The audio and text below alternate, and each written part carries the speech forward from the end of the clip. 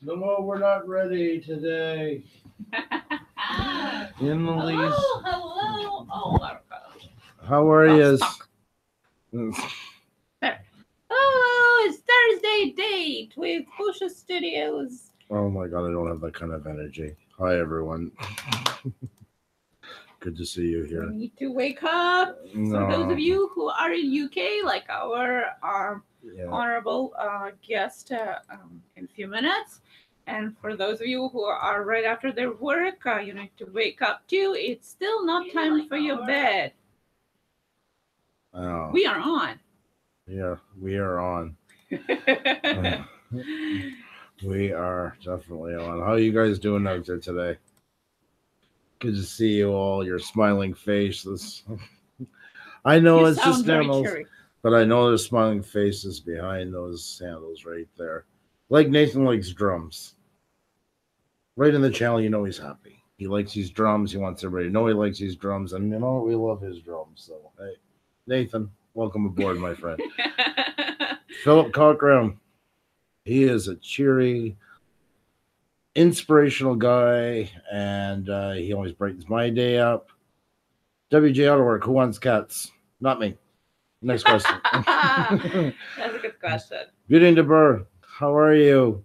Now there's cheery, there's lighthearted, there's caring, kind. I like Beauty de Burr for that. Andy Einsman, welcome, welcome, welcome. Good to have you back. So glad to have you here. And our reporter, Gator the Legend. Yep. Which is very cool. Real pleasure to see you here. Donny Shaw Show. Fancy seeing you here, my friend. How is everybody doing tonight? Hmm? Hmm? Hmm? I think you need an extra shot of coffee or something. Yeah, I know. But I'm gonna let this run for a minute and see where it goes. Then I have some with me somewhere. Where's my? Somewhere. Yeah. Where's Somewhere. my It is kryptonite? somewhere. Yeah, right It's there. not There we here. go. There Ooh. we go. Ooh. Well, I hope you guys Thursday and week was great. We're just one day closer to the weekend, and as far as I know, is Memorial Day weekend That's for right. the United States. So you guys are having 3-day weekend ahead of you. Those of you in states, hope you have good weather coming up. We're gonna have rain. Although tomorrow is gonna be plus 32. And a neat fact from Canadian versatility, we're in Montreal and in Saskatchewan, which is like Midlands of Canada, today was plus 36. But in Newfoundland today was 30 centimeters of snow. Crazy. So, Crazy. in the same country, one province up north, one is in the Midlands, but it's kind of crazy. Well, tomorrow we're going to be getting some winds from Saskatchewan, and we'll be having plus 36 tomorrow. So it's going to be first taste of humidity in Montreal. This is true. That is true, yeah. How is the weather at where you are, guys? I hope it's nice. Yes. I like spring. I don't like summer, especially in Montreal. Here it's so humid, it's hard to breathe. So I'm not looking forward to it. And yes, I know, no. We complained about the snow just a couple of weeks ago. Like the weatherman said the other day, there were a meteorologist was on the radio. I was listening, and like he said people forget that in Montreal in the summer, most of our temperatures and humidity levels are equal to Miami. Oh yeah. So it just puts in perspective of just how hot it gets here. Yeah, it gets so hot that the walls get wet, and like it's just hard to breathe. So now this little window that we have, it's quite pleasurable. Is that a word? That is. That is a word. I thought I invented it. Well, okay. I'll think of something else. Oh, I'm not worried. Before the show is over, I'm sure you'll come up with a dilly. So yeah, your guys' task today is write down all the words that I'm come up with. I want to keep track of them. Maybe I'll invent something you can submit it to Oxford Dictionary. Aren't you guys lucky? As the word of the year. You never know. Like selfie is now official word, for example. You never know. Oh my God. God. I'm just going to try. You never know. Gotta try. Gotta make it happen. Gotta see what it goes. That's right. Right. See, there are people been talking today on was on that Murder Inc. and those guys, about subscribers going down and stuff like that. Here again today, there's been 2 in the last couple of days when we had 1,500 going back and forth. Mm-hmm. So just letting you guys know, everybody goes through that. It sucks, but it is what it is. Yeah, today was a big hoopla or oopsie or oops, whichever you want to know. On YouTube community today, all across Twitter. If you have noticed, people were chatting about YouTube changing its timeline, meaning that instead of seeing your favorite videos or channels in chronological order, you would see them in a customized preference order. Pretty similar to how you see Facebook posts now. Instagram had the same idea. They went with it and then quite quickly went back to chronological order, which it works on right now. And people asked for it and they listened. Apparently, YouTube is just for a couple, like a small group, and it's in beta. So they are just trying it out. It's not beta. You went right back to Latvia. Yeah. It's not yet written in stone or carved in stone, so to say, but they're thinking about it. And we hope they don't do that because it's really hard to follow the content once it's altered that way. Apparently, you can put the feature on or off as you wish, but we all know how that works. I'm muting you for a second.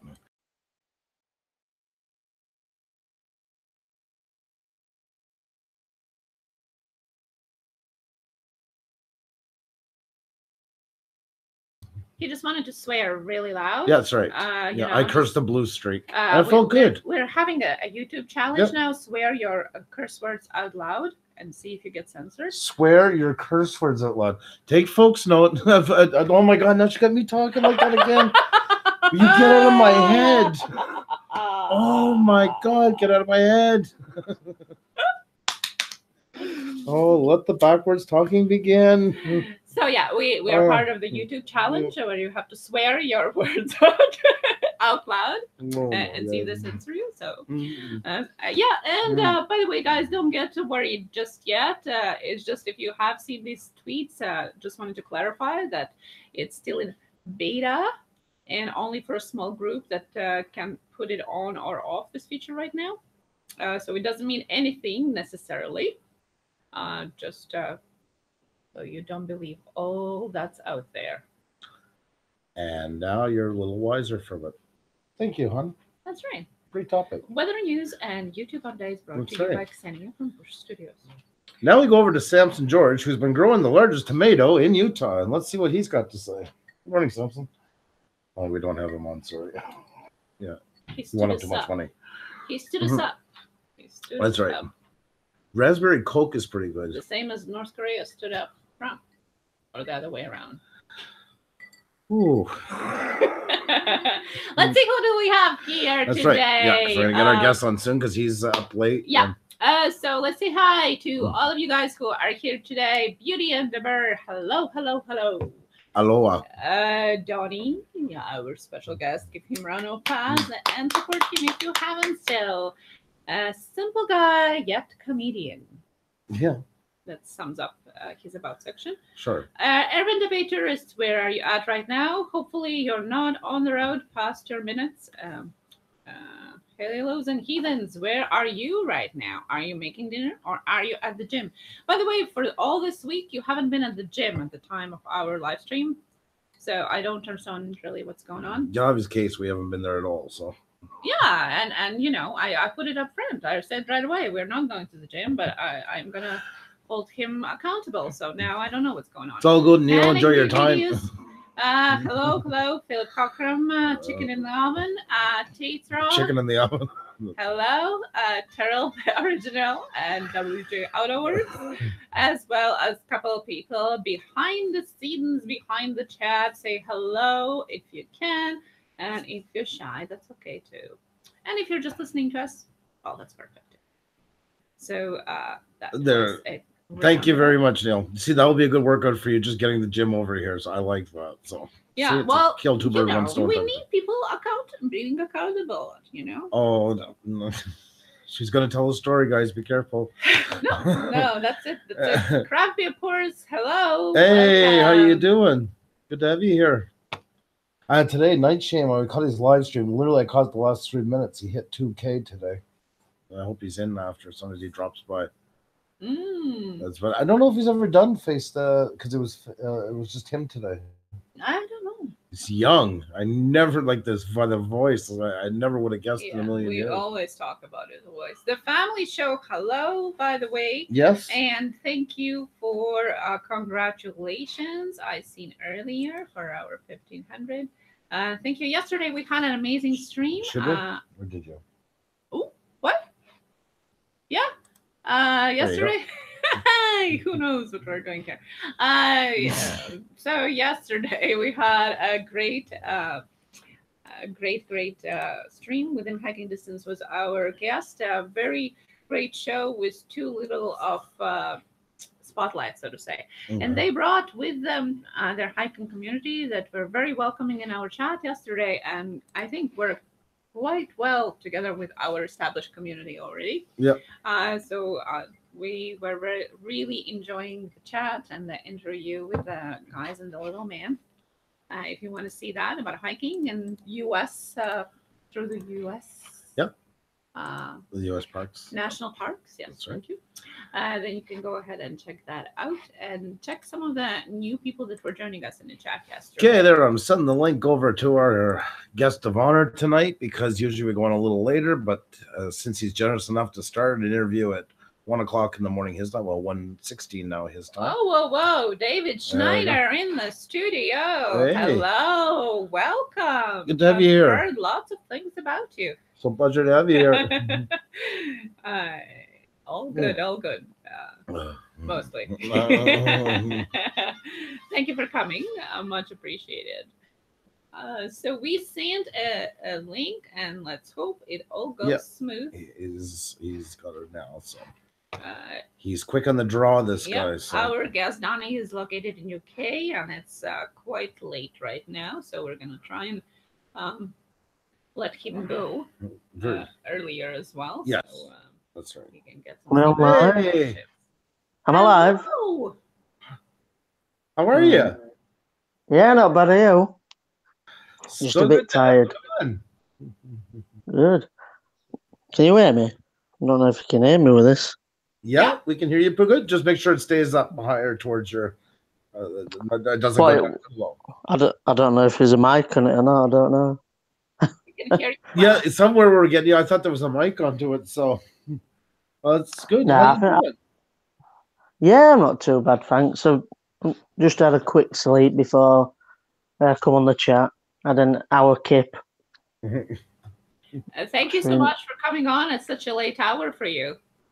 Yeah, that's no worries. My wife thinks I'm crackers. It just adds to your mystique. Well, yeah, that's true. Yeah, I mean, she did marry me, so it serves her right, doesn't it? She's a good woman you got there. Well, she must be to put up with me. Or she's enough to be able to put up with you. You can word it differently. Well, yeah, I suppose, yeah. I see on Instagram that you've been 8 years together. Yeah, 8 years. Yeah, 8 years in May. I think we got together in April, 2007. Then we got married in May the 1st, 2010. That's a so good been together. Everything. You're making us all look bad here. Yes. Why is that then? I said you remember dates and everything. You're making us look bad here. Oh no, that's why I got married on May the 1st. I can remember that. No, that's true. That's true. We actually got married on July 1st, which is Canada Day, and that was precisely why I picked a day that I would not forget, or at least less chance of forgetting. Yeah, I don't know if I'm looking in the right direction. I don't know. Got my laptop at side of me. You're doing great. I don't know if people will be able to understand me. They're going, who's this funny guy with weird accent?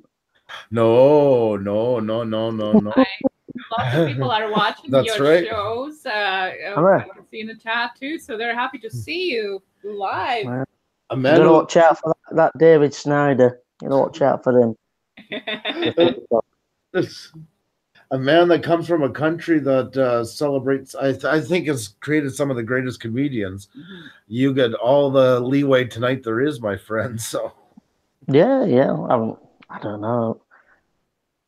I don't know. Would you say the best comedians? I don't know. when I tell you who I think it is, you're either going to agree with me or annihilate. And the funny part is, it's two groups that usually divide. I'd say Britain, and it's always been Monty Python and Benny Hill. Yeah, definitely.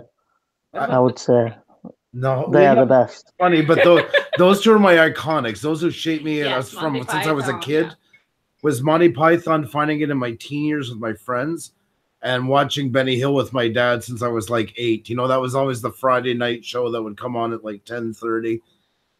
You know, Yeah, I think some people at work have referenced some Benny Hill stuff to me. I think did he do Play the Engineer or something like that? see, yeah. He used to say, "Put your cap on backwards," and I can't remember what he used to say, but I did mimic it. And I can actually tell you which was my favorite skit of all time, and I still watch it on YouTube. I'll send you a link sometime. I'll tell the very shortened version. He was making fun of, as usual, one of the TV shows in the States, Sale of the Century. And this was Sale of the Half Century. And everything, of course, that they had on it was garbage to buy. And, of course, there's the little bald guy, the ugly old woman, and the beautiful young girl. Yeah. And they all answered at the same time, so he had to come up with a fair skill testing question for each one of them. And he went to the beautiful girl, and he said, there's a place in England, and it's called WIMLEY. There's a letter missing, and the World Cup was held there last year. And he goes, of course, no help from the audience. And she, of course, gets it, Wembley. And then he turns to the old lady, and he said, for your £5, can you tell me how many attended the Cup last year? And she said about 90,000. He's like, oh, 90,002. So sorry. And then he turns to the little guy, the little Welshman, and he said, for your £5, can you tell me their names and addresses? Oh, damn. And I still, to this day, I buckle over in two when I watch it. To me, it's still one of the funniest clips I've ever seen. Well, yeah, I love Monty Python. I can watch them day in, day out. Life of Brian. Oh, what's it? Life of Brian was a good film. Yeah. What else? Yes. What else did they do? The best. Did a few, didn't they? Yeah, I'm trying. It's always Life of Brian. I'm trying to remember. There was that one. There was the weirder one. There was, and that's weird to say for Monty Python, where they sang "Each Little Sperm Is Wanted" and stuff. And oh yeah, I can't think of the name of the movie right now. Drawing a blank. Do you guys remember some of the other big? I'm sure in the chat somebody's like cringing right now. We can't remember it. Like 2 or 3 of the big Monty Python movies. Please type them out. Yeah. Yeah. Holy Grail. Holy Grail. Yes. Oh, no. That was hilarious. It's in my head and couldn't think of it. Yeah, T-Strog was saying. That was hilarious. Holy Grail, hilarious. I remember when I first watched it thinking, what's going on here? It opens a whole new world, eh? Yeah, oh, it did. Yeah, well, I mean, not to give your exact age, but what age group are you in? I'm 31. Oh, yeah, you and I got to do. Oh, yeah, I'm 44, so yeah, that's. Oh. Well, I watched it too. And yeah. We're 10 years apart, so. Yeah, that's true. Yeah, that's right. Yeah, I think it's a classic. Yeah. And funny's funny. Like, I mean, it will never go out of style, something that good. No, I mean, I don't think some modern comedy's good, but I don't think it's got the spark like Monty Python did. Yeah. Police and Co. I can watch their stuff over again, and you'll have a belly laugh. Oh yeah, but, it transcends the gender, the ages. I mean, it's still as funny today as it was back then, and still as innovative. Yeah, definitely. What's that? Life of Brian. I think it got banned. Life of Brian. Sorry, Philip just answered the one I was looking for. The Meaning of Life. That was the name of the movie. Life, yeah. Oh, that was crazy. Yeah. Was that where always look on bright side of life? Or no, that was Life of Brian. Yeah. When they're up on the ground. Yeah. Yeah, that was my stepdad's favorite song. I am the son of Jesus Christ. Now F off. Like I just loved it. So spontaneous. So and the pantomime horse from one of their episodes to me is still one of the funniest things I've ever seen. Yeah, hilarious. Where was that? Do you remember that Mr. Creaser, that big fat fella? Was that the meaning of life? I think it might have been meaning of life. I think that was meaning of life. I gotta go rewatch these movies again. And Life of Brian will always be stuck. My Meaning of Life was one of those ones I watched when I was 11 and thought it was so risque. You know, the father rented it on VHS tape and he was gone. We all put it in, didn't get half the jokes, but thought we were so. David Schneider said that in college he was tied to a chair until he watched Holy Grail, best day of his life. And the National Journey is asking if you are watching Bottom. Bottom, yeah, with I used to watch Bottom, yeah. That was with Rick. I forgot his name. He's no longer with us. Rick. Rick someone. Forgot his name. I know, like they were Rick, and then there's one of them called themselves Eddie Hitler. I'll have to watch that. Yes, you'll have to watch it. Bottom. A bit slapstick and it touches. Cool. Touches a bit. Yeah. Can't remember his name. You might be Natural Journey. You might be a bit young for it. I don't know. Did you see? It was in the 90s. You see a lot of them now in mainstream US channel. Did you ever see Kids in the Hall from Canada? No, I don't think I did. No. Kids in the Hall was. Yeah, you would know some of the guys like Mike McKinley and all these guys. They all had big US shows, but they started in Canada as a comedy troupe, and it was at the end of their cycle. They ended up on Saturday Night Live, like doing runs and that. Right. But they were kind of like another one of the 90s trendsetters. Like they have one. There was one guy that was gay on the show out of the 5, but they always played women, and they always played never beautiful women. They always kind of did housewife women. Because Canadian humor has always been kind of British style a little bit. You know, we have a lot of British influence. And there's this one of my favorite, Scott Thompson, the guy who is actually gay in real life. He's in his room and his mother's fighting with him, and you think he's going to come out and say he's gay, but he actually has a woman show up, and it's a woman from India in traditional garment.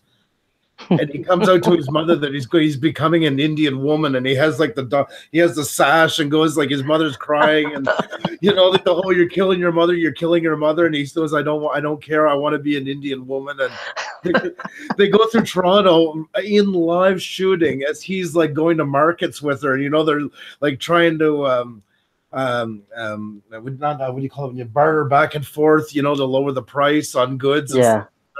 And then they're having Indian tea, and one of the guys is hitting on her and stuff like that. And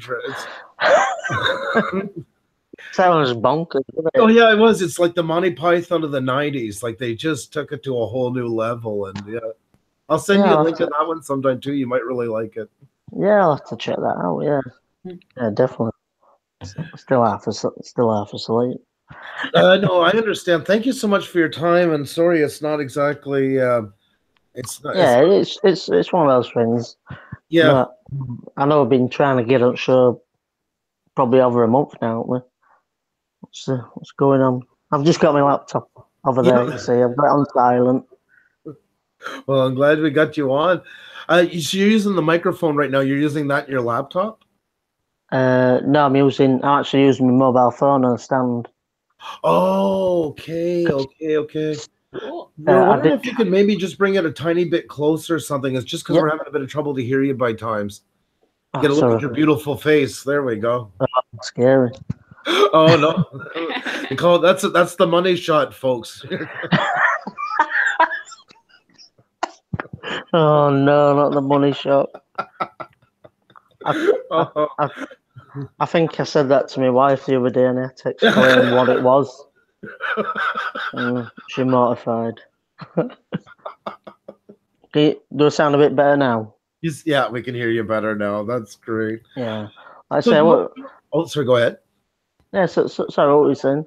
I just wanted to it's always my famous first question. It's an open-ended one. If you want to just go back in time to a place where you feel like starting, and just kind of tell everybody a little bit about yourself, like maybe we're growing up or just a little bit so everybody can kind of get to know you a little bit better, and we'll start with there if that's okay. Well, I don't know. I don't know where to start. I mean, start from where it comes in your head. Not sure. Don't know where. Start about the moment you were conceived, and we'll go from there. You know, like when you land on the couch at the therapist, and they ask you what is your first memory. Yeah. Kind of like that. I say my memories like a sieve. Yeah. Well, I'm born in 1986. I'm born in the World Cup of 1986. Really? You know, remember Maradona who scored the hand of God? Yeah, yeah. That was the day I was born. Wow. Wow. And my father blamed me for missing the game. I said, well, we didn't win anyway, did we? I said, he scored hand of God. That's so funny. Oh, no. Well, there's a good place to start. And like I say, I'm born in West Yorkshire, which is somewhere in England. I'm born in '86, and my birth name it's Simon. That's my real. That is actually my real name. Is Simon. That's so cool. So what's the you want to tell everybody about where the Donny? So we'll fast forward a few years to when I started apprenticeship. Okay. So I started apprenticeship as a welder fabricator. I just remember like you're young and nervous, smile, white teeth. Maybe not so white now, but the white teeth. And there was this old welder who comes up to me. He goes, "That looks like Donny Osmond, there." I'm like, who's bloody Donny Osmond? I'm like, who's he? And I'm thinking, who's Donny Osmond? What's he on about? They kept calling me Donny Osmond. And I'm thinking, I used to have a booth on and I was clean shaven. And I'm like, who's this Donny Osmond? So I think I were courting a girl from Chesterfield. I'm walking down the market, and there was a record of Donny Osmond. I thought, the setter. Yeah. So I thought, what? Named after that cheesy fella. So that's where my nickname got stuck. So that was probably back in 2004. Okay. I've been called Donny ever since. They call me Donny at work. I don't think my wife calls me Donny. But... Would you almost have trouble answering to Simon, or is that only when you get in trouble she calls you Simon now? Yeah, probably when I'm in trouble. But yeah, it's weird. Yeah, Donny. That's an interesting story. So like, and the Shaw bit of it, that was a surname I took from the friend that told me to set up a YouTube channel. So I thought Donny Shaw. Oh yeah, that rings a bell. I thought, well, that sounds all right then. Yeah, it's almost got like a bit. Sometimes I was going to ask you because it almost has a bit of like Irish to it. That's why I was wondering. Yeah, because like my last name is Ruck, R-O-O-K-E, like Ruck. Oh. I looked at like the family history of that is like, I think it's like European. I think from La Roque or something.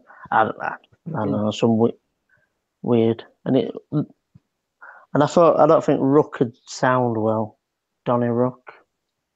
Yeah. Donny Shaw. Yeah, a bit better. You're still happy with the way it turned out. It was a good call, you think? Yeah, I think so. So yeah. We all know you, Donny Shaw, so it definitely stuck, and everybody seems to like it, and they like you. So I think it's a good call. Yeah. I mean, that's.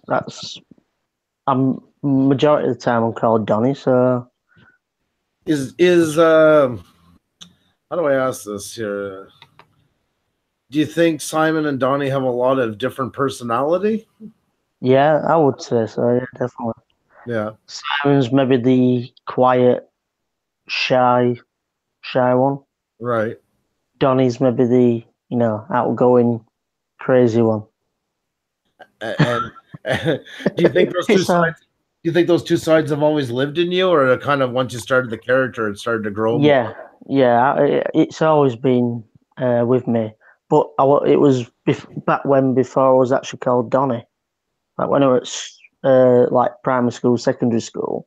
Right. No, secondary school. I got nicknamed Squidge. I mean, what kind of nickname is that? Squidge. Yeah. Why Squidge? Well, what it was like, I was quiet, nervous, and somebody grabbed hold of me behind, and the girl went, "Oh, that's Squidgy," and all my friends went, "Ah, you've been squidged," and that was it. They just kept calling me Squidge, and it used to irritate me. But then, you end up loving it like I did with Donny. Yeah, Squidge or Squidgy. Yeah, it's hard to put a twist onto it. Like that seems to, but who you are today. I mean, it helped build Donny, so I guess there's some there's some like Squidgy. He was crazy, so I guess Donny's like that as well. But, yeah. Do you work like when you go into character like as Donny? Do you feel like it's something you have to jump into, or is it just natural? Like when you turn on the camera and whatever, you just automatically. It's just the mood. I'd say. I'd say it's more. Donny's more of a mood. Right. Like a happy, fun, bubbly. Right. Like full of energy. But Simon's like the one that groans and whinges and like. Well, that's. I don't want to get up to it. The only difference is you put a name to yours and made a YouTube channel out of it. So that's cool. Yeah. I mean, YouTube channel. I never even thought of ever doing a YouTube channel. I just had a dream one day that I needed to entertain people. Because I broke my arm back in October, and like obviously I was down in dumps. I just had this dream saying of entertaining people. I thought, and I started talking to one of my mates at work, a friend who I know. He says, "Why don't you film YouTube channels?" I went, "That's a good idea." So it started. I started playing about like I think I reviewed Coca-Cola and Coca-Cola Zero. Right. Started reviewing a box of Bran Flakes, like a breakfast cereal. And I sent them to my friend, and my friend says, "I think it'd be funny if when you open that box of cereal, a budgie will fly out of it." I'm thinking, what? So I did it. So I got my budgie. He wasn't quite impressed, but obviously I made a little platform in the box. I made a little platform, put him in, and he opened it up, and he flew out, and that's when my video started there. And I thought, oh, maybe that's what I need to do, is like film something, and people just thinking, what did I just watch? Or just like laugh out loud and thinking, who is this guy? And the star was born. Yeah, well, I enjoy doing it. I think it helps. I think it helps with the confidence. It helps. I think it G's you up a bit as well. I believe, like because obviously I was like down in the dumps in October. It kind of pulled me back up. Yeah, therapeutic. Yeah, definitely. Yeah. So my wife's not used to seeing me with a mobile phone in my face, and yeah. What does she think of it all? She just thinks it's crackers. Just thinks, here you go again filming. Well, that's okay. She still supports. I mean, I think she still supports you with it. Yeah, she does. Yeah, she definitely does. I mean, it drives the crackers when like when I'm spending hours editing footage. But my friend used to edit them. Oh. Who told me to do it? He used to edit the footage, and I think I sent him about 50 odd videos. Really? I think it put him off.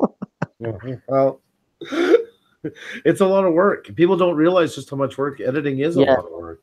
Yeah, I think maybe years ago I used to think, YouTube, they make money, and they sat in front of a camera, but it's not. No. But now, I mean, it's reversed. a lot harder than you think. That's the very small part of all of it is the recording. Yeah, it is. Yeah, it's the editing. That's what we get a lot of weddings and stuff like that. You know, we do a wedding and everybody's like, well, you know, the money that's charged, not just picking on us, but weddings in general. Yeah, that's right. Well, you know, you just got to go for a couple hours. And my cousin, he can take pictures and all. Well, yeah, because the wedding is just a couple hours, but that's not the work. That's such a small piece of the pie. It is, yeah. It's the weeks after that is the real work, you know, that people don't realize. Yeah, I could imagine. Yeah. Like she shoots 3,000 pictures per average wedding. Heck yeah, that's a lot of editing to do. That. And I'm over at least 100 gigs of video per wedding. So just to go through it is a week minimum, you know. Yeah, the longest is cooling them, that's for sure. Yeah, I could imagine. I think I filmed like I was driving from here to the hospital in a city called Sheffield, which is probably about 50 minutes away. And I filmed myself. I'll just film myself, and it's like an hour's footage. And it took me ages to go through it, and I thought I don't want to be doing this again. I nearly ended up with two. I ended up with two separate videos, like a couple of minutes each, out of hours. I'm like, that's good though. No, it is, yeah. I mean, you got to put a positive spin on it all the time. What's that? You got to put a positive spin on it all the time. So you got 2 videos out of it. Yeah, gotta keep positive. I was by your way in 2016. Yeah. I was there. I went tracing my roots because my mother's family name is Sinclair. So. All right. Yeah. And I've never done like so I started in Ireland, went to Belfast for the day, but after that I rented a car for a couple of days and just drove around Ireland. Then I went to Scotland, did the same thing, Edinburgh, and then rented a car for a couple of days. Then I flew to Liverpool, and that's when I rented a car, went down like to Nottingham, and then back up through Leeds and all that. Yeah, and then went into northern Wales and come back. Then I went to the Isle of Man, and then flew back to Liverpool, and then flew right back to England, to Dublin again. Nice area. I still can't believe I went to Nottingham Castle. For some reason, castles are amazing, but I guess it's such a storybook one. Yeah. Nottingham's obviously like there's a story into with Nottingham with Robin Hood. Yes, you know. Sheffield say Robin Hood is theirs, and Nottingham said. So there's a bit of a. That's why when you said Sheffield, that's why I thought I would break that one up, because I was wondering, do you think Sheffield deserves to have the right to a Robin Hood? To be honest, I think probably Robin Hood was between them areas because I think Sherwood, I think that forest went from Sheffield all the way to Nottingham anyway. So they're both within the right. I never thought it was so big. Like even looking at a map till you're driving along it, it's like, wow, this thing really is big. Yeah, it is. It's a big area. It's massive. It was a nice area, though. It was nice. I really enjoyed it. I saved the lower part because Xenia's always wanted to go to London.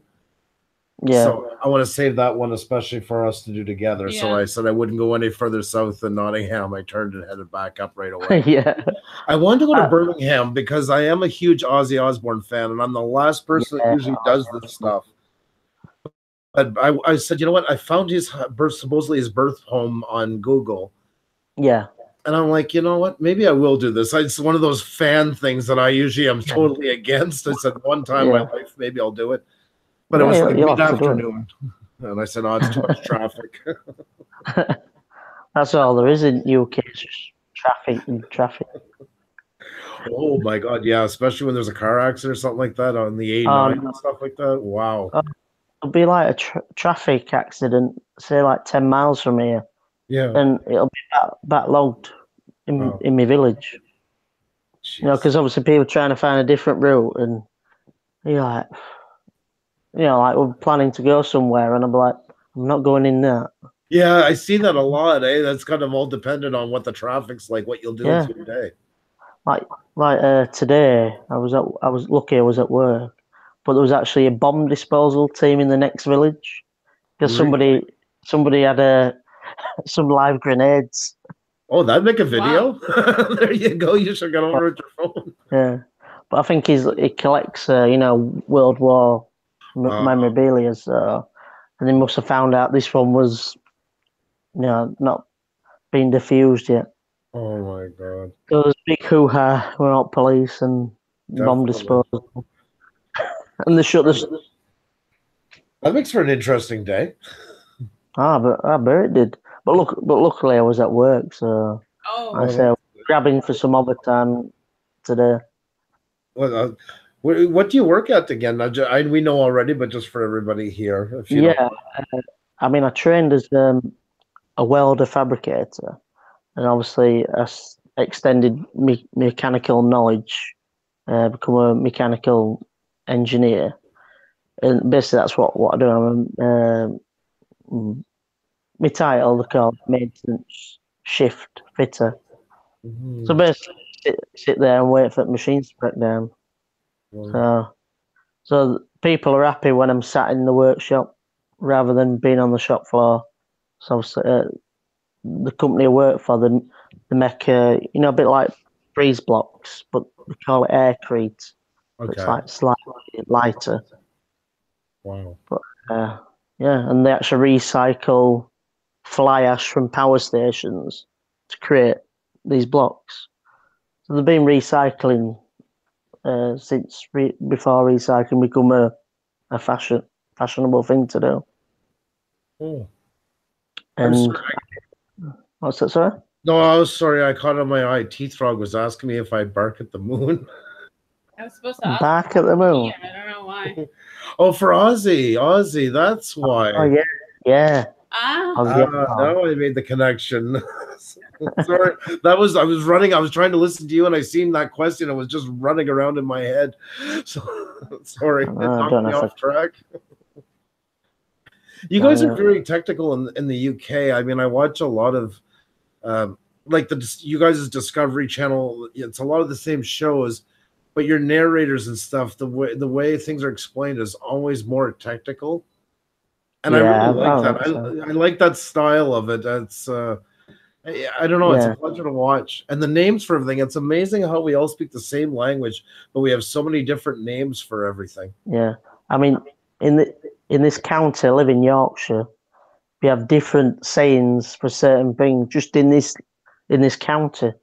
So, I mean, what do you call bread? Bread buns. Is it bread buns or do you call them bread roll?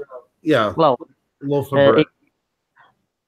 One part of Yorkshire can call it bread bun or bread cake, tea cake, bap, roll, barn.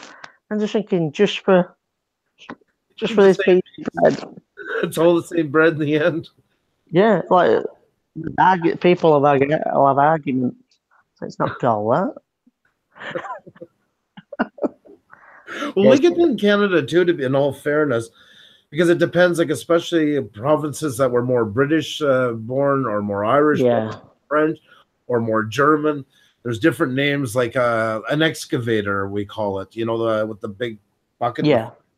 And when I worked in Saskatchewan, nobody even knew what I was talking about. It was always a track hoe and different.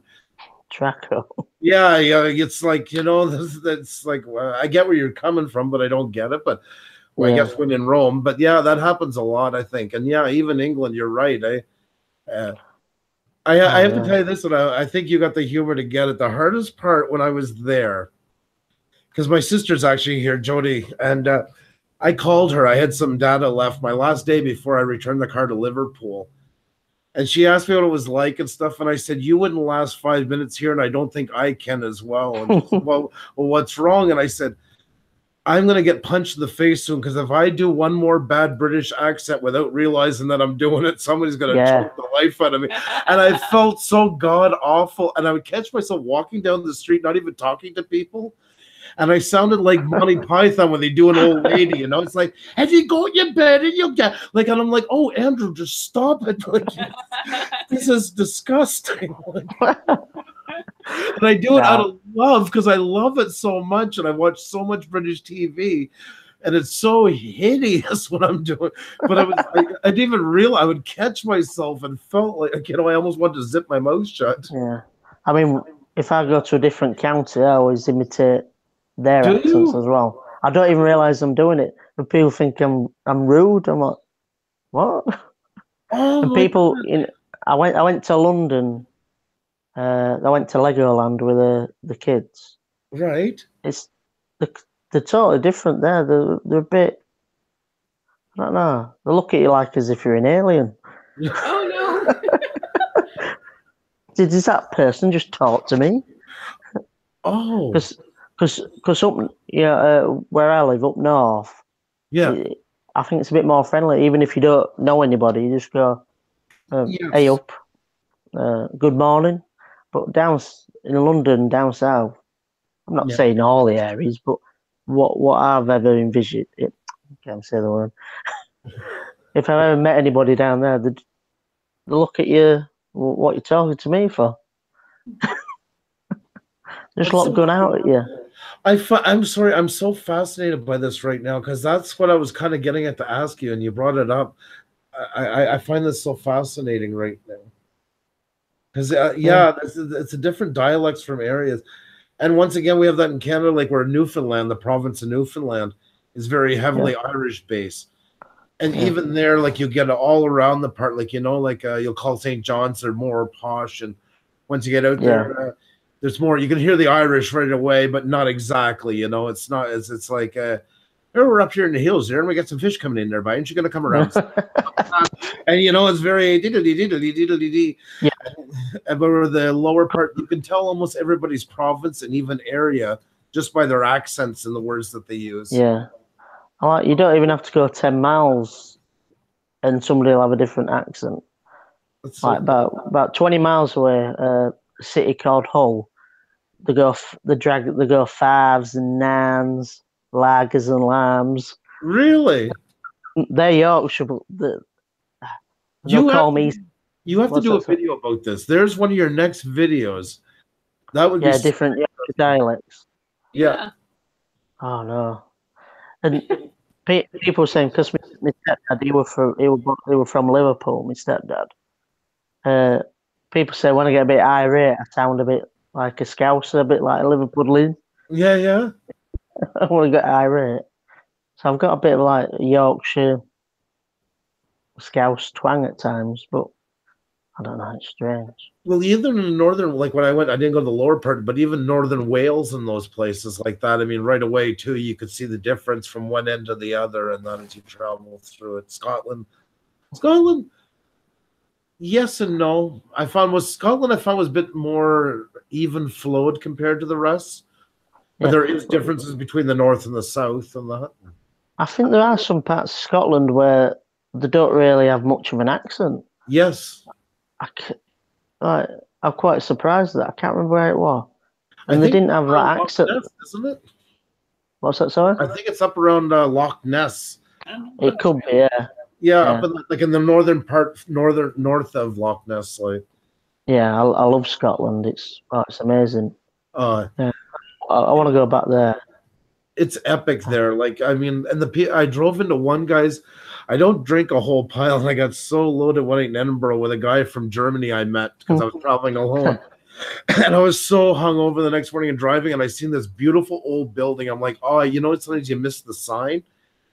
Put on the brakes. I got this like robin egg blue Fiat 500 with a white top, real manly car that catches all the women's eyes. Oh, amazing. Yeah.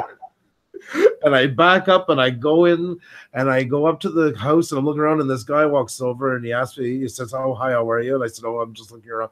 I find out it's the poor guy's house. The place was old, but he had his house beside him. It was like the old, 300-year-old, 400-year-old place.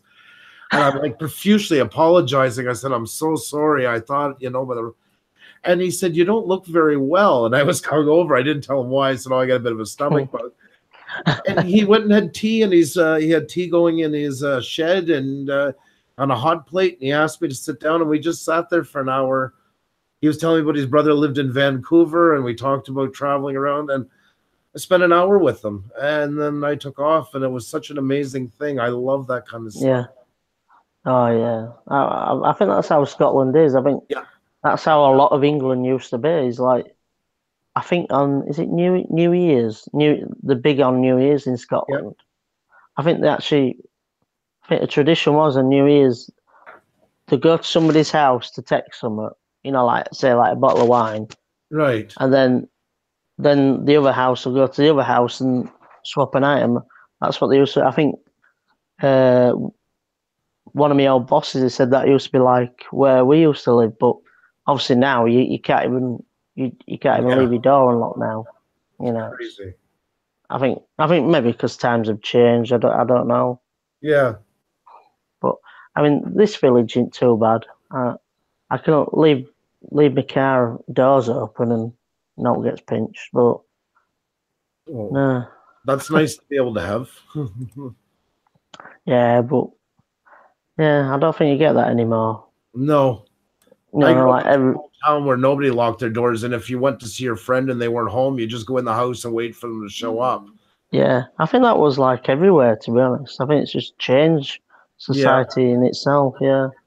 Leave the But, car in a car. You know? Yeah, cars. Nobody ever took them out of the car. You wouldn't know where to look for them if you took them out. So it definitely has a lot has changed. Newfoundland was a great example of that because I believe island countries or island areas got to hold on to that longer than the rest of the mainland ones. yeah, they probably did, yeah. Like I've flown into Newfoundland not knowing anybody. Nobody went to a bar. And in Newfoundland, they have a thing they call it, they screech you in. They have their own rum and it's made out of molasses. Because in Canada, it's very cold. So most things were molasses based because A, it was cheap, and B, for winter months, there was lots of sugars in it to keep you warm. Yeah. And their thing is they would ring a bell, get you to stand up on the bar. And the screeching is because the name of the bottle is called Newfie Screech, this rum. And they would pour it in a rubber boot and make you drink it. Then you'd have to kiss a codfish on the lips. And then they would ring the bell again. And they'd already have a drink saying you were baptized as a Newfie after that moment. But like you go there not knowing anybody. And I've seen myself end up 4 hours later at a house party with 40-some people and like fiddles and guitars going. Yeah. And everybody singing, you know, because there's still that kind of like Irish roots, you know, home party stuff. Yeah, I get it, yeah. And I love that, you know. I think that's there's something so magical in all that, and it's you see it going there too, and it's sad to see. There's not many places left on Earth with that kind of openness anymore. No, I don't think there is. Very hard to come by. Definitely, yeah. They used to be in the music industry then. Me? Yeah, they used to be music industry. Yep. Oh, that's cool, yeah. Jam Industries here. So I think I remember you showing like pictures of like Fallout. Was it some? Yes, that's right. Fallout Boy. Yeah, that's true. Yeah, I love Fallout Boy. I didn't know who it was at the time. No, didn't you? Nickelback. I like Nickelback. But I don't get why people don't like Nickelback. They were one of those bands we were saying that night. In my opinion, they just got hit at the wrong time. They were kind of like the 80s bands when they died off. Yeah. They kind of became the epitome of all that first part of the 2000s and became the poster for hate. Yeah. I know the drummer, Daniel Adair, the one that's with them. Like he worked at the drum department at Long and McQuaid in Vancouver as a salesman. Oh, yeah. Yeah, and very nice guy, very very modest. I got a picture of him and my son together, and very nice guy. I think I saw that picture. There's him and another guy named Mike Mangini. He was the drummer for Annihilator and Extreme for a little bit. Yeah. And it was fun. I was a drummer when I was in high school. I had hair down to my ass. I was in a thrash metal band as soon as I got to Montreal. And I was that typical small town farm boy who couldn't wait to get out and go crazy. Yeah, I see what I mean, yeah. You were watching the world through a TV all the time, it felt like. So I had a lot of but then I gave it up as I got married to my first wife, and we had our son. So that was 20 years ago. He was born. And I gave up drums and didn't bother with it anymore. But then I had to go back to school because I worked in forestry for a while. Right, yeah. French, they call it civiculture. They cut all the trees and leave a spruce tree every 6 feet. Yeah. It's thinning the forest, but really we know what it is. It's for pulpwood later on, so it's easier to harvest. It's just a pretty name for it. Yeah. Because I think forests were able to grow on their own long before we had to cut them apart 6 feet apart. Yeah, they must have done. But I took an allergy to spruce. And Oh yeah. I looked like a lizard at the end. I lost like 55 pounds. My eyes were swollen out of my head. I lost all elasticity to it. There was no more give. It just would tear. 5, 6 inch cuts all where any joints were. My elbow, Oh yeah. inside of. I was the most painful thing I think I ever went through in my life. So they sent me back to school, and I took multimedia integration in 2000. And yeah, I ended up at that music company. It was complete utter fluke. I was telling the story. I think you might have been there that night when I graduated. I really wanted to get in the aeronautics sector. So one morning I get dressed up in a suit. I left my car at home, took the bus, and I went out. And it's long walks because all those buildings are so far apart. You know, Yeah. Air Canada, Bombardier, Rolls Royce is there. And nobody would talk to me, and there's guards everywhere, and I'm hearing all this weird stuff like they got another, but I got no radio because I'm walking. It's boiling hot. I finally go for a bottle of water at this bowling alley, and I find out that the World Trade Center has been hit by 2 planes. Yeah, I remember that. And I didn't know that morning. I was walking around in the aeronautical sector, and right there and then I knew my career was over. There was going to be no hiring for years in that department. Hey. Yeah. So that's when I got into the music company. So it was kind of a fluke, but it was good to me. That's crazy. Yeah, World Trade Center. Yeah, it was. I thought it was a movie. Yeah. Because we were staying at a friend, and like every channel was just this building on fire. I'm like, what's happening here? And then we saw the second plane hit live, and I thought, this is real. Yeah. It seemed real at the time. It is surreal. It was. Yeah, it was Hard to believe. Hard to That's believe. It. I think one of my aunties said they worked in the World Trade Center like a year before. Oh, really? Yeah. I think, well, one of my aunties, she lives in Florida now. Okay. Yeah. Yeah, well, that's crazy, isn't it?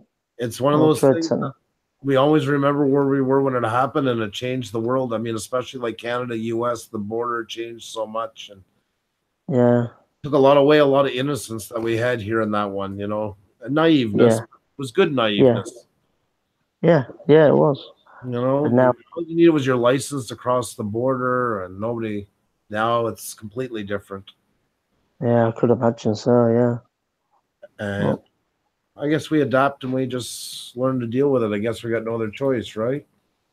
Yeah. And then this terrorism come about, and I mean, I'd never heard of terrorism and Al Qaeda and all that lot since that happened. Yeah. You guys as well, exactly. I mean, it's been a whole life-changing experience. Yeah, I like my. What's that? Sorry. How tying into that? If you don't want to answer it, it's fine. I was wondering your feelings on Brexit. Brexit. Well, I mean, I voted to come out. I mean, this is my opinion. Like, a lot of people think people vote Brexit is because of the racists, but I think a lot of people voted out because they don't want to be ruled by Europe. This European Parliament that we don't vote for.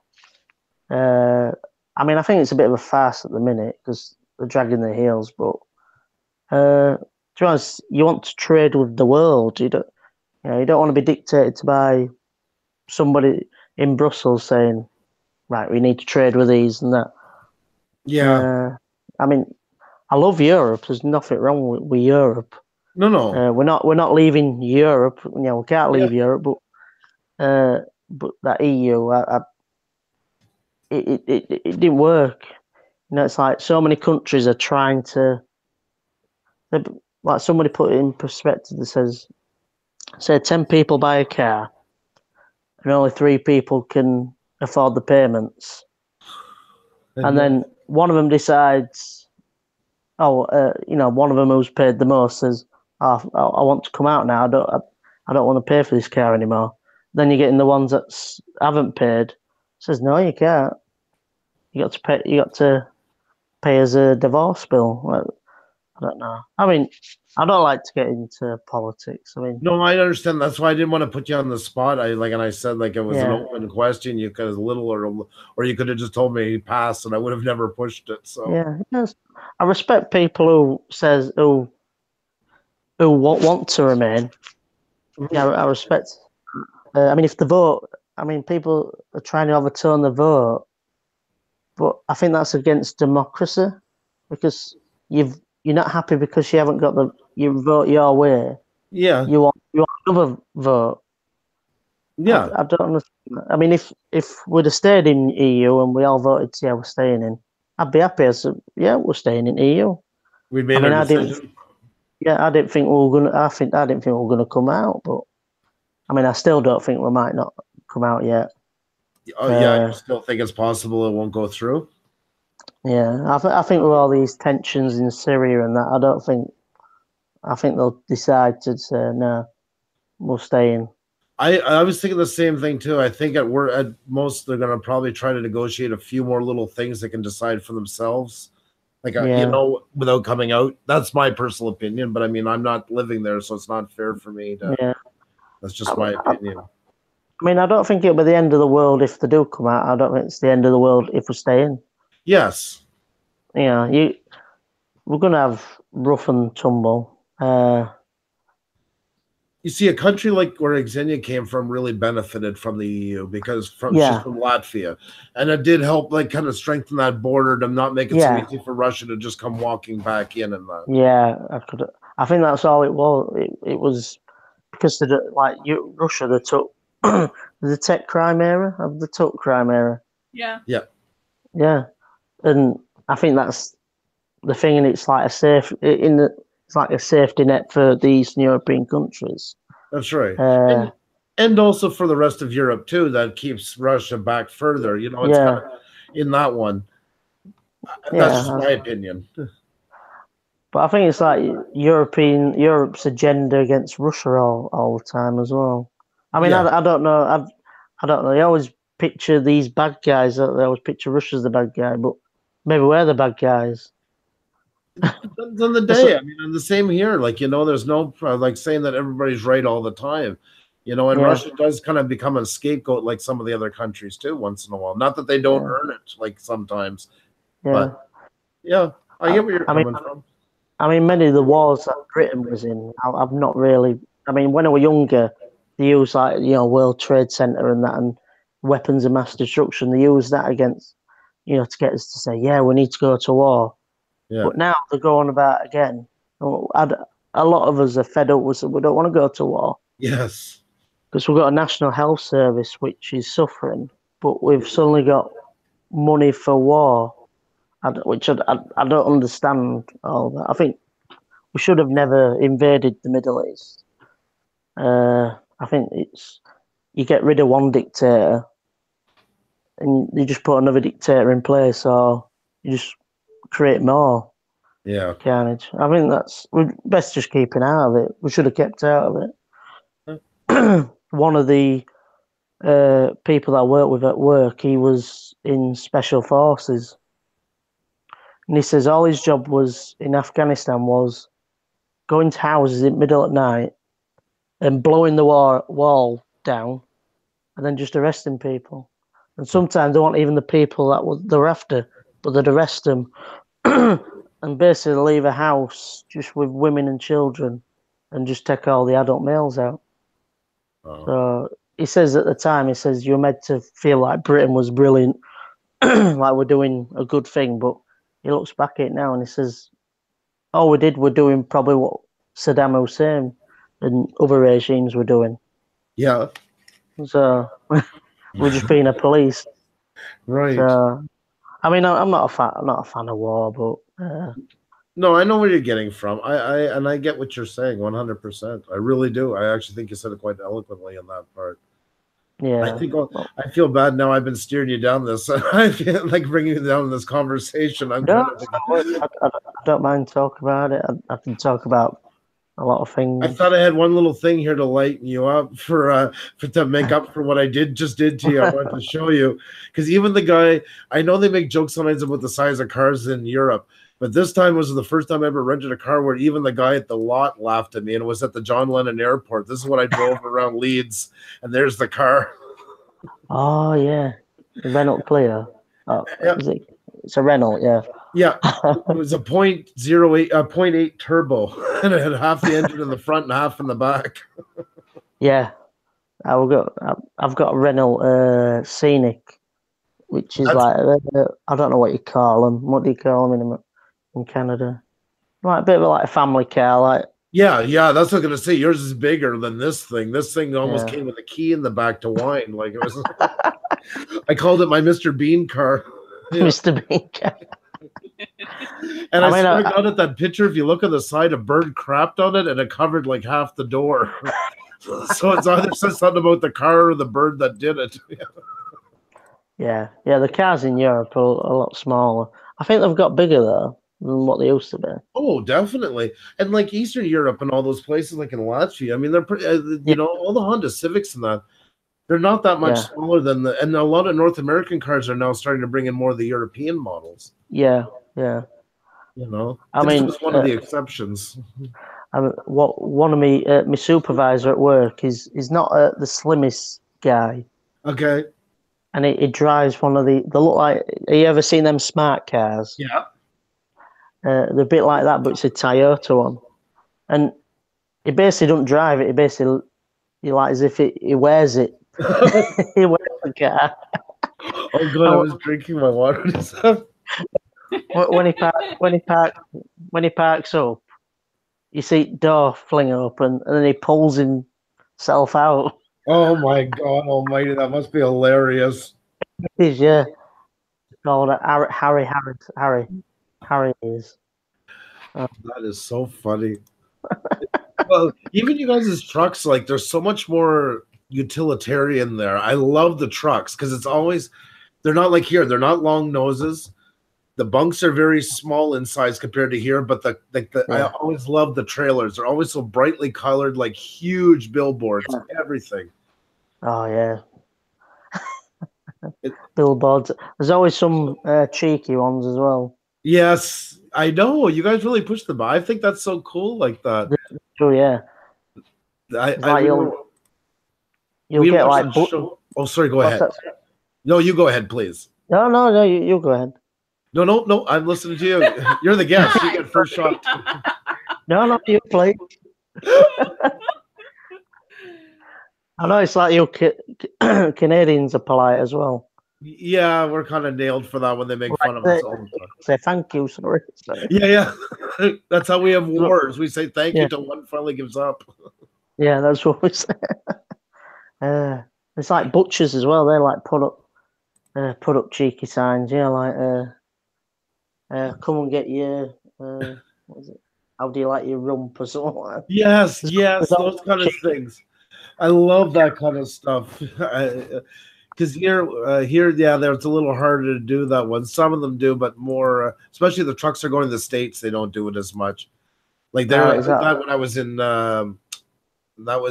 Wales one night. I fell asleep at a McDonald's in the car.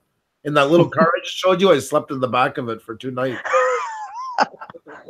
Was your feet sticking out the end of it? Oh, yeah, it was interesting. I learned at 41 years old, even though for my size, I can be a contortionist, I guess. I mean, I probably won't be too bad in that car because I'm quite short anyway. Yeah, you find a way to make it work. It's only 2 nights, you know, and I love to travel that way when it's just me, especially because then I can go as far as I want, make as much of the day. That's right, yeah. Hotels, I'm not a big person on to begin with. And secondly, traveling through Europe, you know, as well, unless you're ready to shell out a ton of money, you know, it's not going to be like you're sitting in like these motor inns like in the States somewhere, you know, like a big pool. So might as well sleep in the car and see more of the countryside, see another town or something like that. I can't blame you. And it's safe. Like, I mean, God, in Wales, you know, I never had any worries, or Scotland even. More people were interested in why I was doing it than anything. I woke up in Ireland to 12 guys going on a fishing trip at 5 o'clock in the morning. They didn't know I was in the car. They were all standing around getting ready, and I got out all groggy. My hair's all up. I lit a cigarette. They're like, "Oh my God, I'm so sorry. I didn't know you were in the car." And I'm like, "No, it's all good." And we talked for a half hour, and then I left. So. Yeah, I mean, and obviously, but the thing is, if you've been drinking and you're in the car, you can get arrested for drink driving, even though, I mean, I don't know what it's like in Canada. Is it still the same? Same. I don't get that. You're safe out. You're not driving the car. You're supposed to. The one thing they say is you can usually get out of it is if you don't bring your keys with you. A lot of them say to hide your keys like under a fender or something like that, so they're not on your possession in the car. Right. And then just say you lost them. But what you're supposed to do. Yeah, exactly. It's better than laying across the street. Exactly. Yeah, we watched a show from there. We used to watch was the trucks again was Eddie Stobart. They had their own trucking show for a while. Yeah, it's a bit exaggerated that. Yeah. I know. I remember somebody were telling me, says they needed to get one from one town to another. So basically, like they needed to get to one part of Doncaster to another part of Doncaster, and it said, "Oh, he needs to get there in such time." And the next minute, there's a picture match going over the Humber Bridge, which is like the totally opposite direction. I'm like, no, it's going to take him a long time because he's taking a 60-mile detour. Yeah, it had to make for good television. Yeah, I think that's what. I mean, I used to watch it as well. Eddie Stobart. But yeah, the big dramatic music and everything else and all that, Yeah. They make it sound like he's like coming over a mountain, like in the middle of an ice field, and it's just going through traffic, like you say, from one end of the city to the other. Yeah, it's not like the Ice Road Truckers, is it? No. No, they were on one episode of it though. The girl from Ice Road Truckers and the Canadian guy there, one of the first ones. The bear there. Yeah, the bear. Because they were at a truck show in England and they competed against two of Eddie Stobart's truckers in a backup race or something like that. See, we got connections. Even Ice Road Truckers was a Canadian show, and the first year was pretty much all Canadians. But then the market of the States, they started bringing in more American drivers. Yeah. And instead of it being about like being a dangerous job, they started then making it more and more dramatic and more music and more reenactments. This is what would happen if an alligator jumped up and bit the tire off, and or if a landmine blew up from World War II. Oh, they just killed the show with all the dramatics. It was like graphic designer student was doing his, practice there, like crazy. I mean, I could imagine like making it a bit more dramatic for entertainment. Sometimes you got too fast. No. Because when it started out, I mean, it is already a dangerous job just in talking about it. You didn't need all the extras. That's the thing, No, I can't imagine so. But ratings count, and that's what I guess gets ratings. So that's when it starts getting. Don't know how that. Yeah, it's scary, but that's the way it goes. It turns into reality television completely. There's too much that reality TV nowadays. Mm-hmm. Yes, everything is reality TV. Yep. And it's not even real. Yeah, there's no reality in it. The talent shows as well, like Britain's Got Talent and X Factor. And I'm just like, everybody just wants to see Simon Cowell blow a gasket. It's and even American Idol that was supposed to retire in 2015 is back this year again. Yeah, with a new season, so that worked out well. Irvin DePay tourist, he's a truck driver. He said, "I quit watching Ice Road Truckers when I seen the guy get up from the steering wheel and get to the back of the box and cook a meal." Yeah, exactly. I have a friend who does the ice roads, and he said, like, absolutely nothing is like what you see, except for like the first year, or two. And I remember watching one Ice Road Truckers. He got out to test the ice. He used his foot. Yeah. And then his foot went in. Oh, it's all wet now. And he went inside and just sat in the car. I'm like, you're going to get your feet. You won't do that. You won't just stick your feet in. This ice spin. That's reality television, my friend. That's. And like, with the talent shows in the UK, there's always somebody with a snob story like, my nana's budgie died 100 million years ago, so there's a song about it. I was like, Oh, that's good. He died years ago. 100 years ago. 100 Oh years my ago. That's God. right. That's right. Back in the day, shot. I mean, we have all the dubsters, but they seem to use it quite a lot on there. Yeah. I'm just like, no, turn it off. Yeah. Not for me. Luckily, my wife don't really much Well, like that. yeah.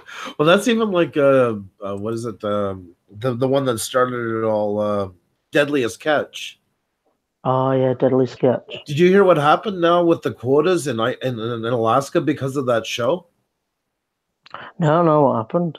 They started this thing years ago that basically how they divide the quotas up, they look at last year's catch and whoever got the most gets the biggest percentage and so on and so forth. Right, yeah. So they're doing that, but the show needs enough quotas for these boats to be able to get enough footage. So they started buying all the quotas at cut rate prices to give back into their boats to keep them for the show. It drove down the prices so badly that some guys now are working up there and they're barely making like $10 to $12 an hour to put their Right. life on the line floating out in the middle of the Bering Sea. Jeez. And last year they did an episode where they were caught in a storm somewhere and it was an awful storm. Ended up they took the footage a month and a half before the storm. When that shows that part of time, there was no storm. That storm they showed was actually from a month and a half before, and they brought the boat out under controlled circumstances to get the footage and everything to make it look like it was some neck breaking waves and all that. So Hey. there's no shortage. No. I don't think. I mean, I've always seen like you see somebody welding in the middle of the sea and that. I'm like, what? Yeah. Oh, I would start welding it in the middle of waves. I'm like, I don't know how they do it. Yeah. What's it set up? I could imagine. Well, usually it doesn't speak to the people that are tradesmen. That's the same as us. Like for me, that was a truck driver. I see stuff all the time that doesn't make a bit of sense. But it's just the general public who get into it and they don't know the difference and they're fed a bunch of crap and they think it's all real. Yeah, I think so, yeah. And that's scary because you get a show like Gold Rush or something like that. That really can draw people to go and give up everything to go follow a dream that they have almost no chance of ever seeing through. No, you got no chance with that kind of job, have you? Gold Rush. Yeah. Who was that? Remember what was that crazy old man? Was he Dutch? Oh, yeah. No, he was Dutch. He's right. Yeah. Yeah, from the Netherlands. That's right. Oh, he's right. Tony Beats. Yeah, Beats. Tony Beats. He had Yeah. Tony Beats. He's a lovely gentleman. Very well spoken. Yeah. He was. He reminded me of my old supervisor. Oh, really? We had this old supervisor called Dougie. Ooh. That's how he used to speak. Ooh, come with me. And I remember I just started, I think, where we're working now, I think I was contracted out there. And they had a thing called Dougie's looking for the, and one of supervisors went up to Dougie and goes, Dougie's looking for you.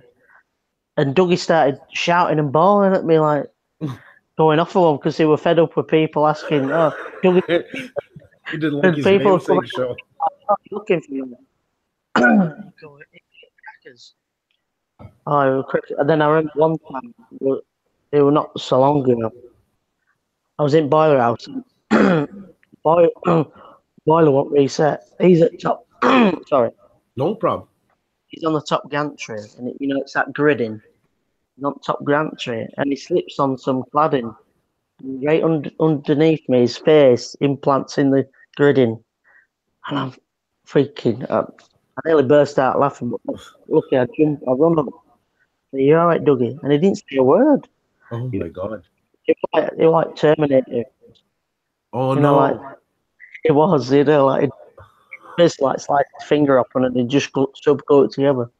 Oh my God! Dougie. Plenty of stories of him. Well, this moment we're going to dedicate to Dougie. So, We have a question from That's How I Roll. He said, ask Donny if he's familiar with the dating show in the UK called Naked Attraction.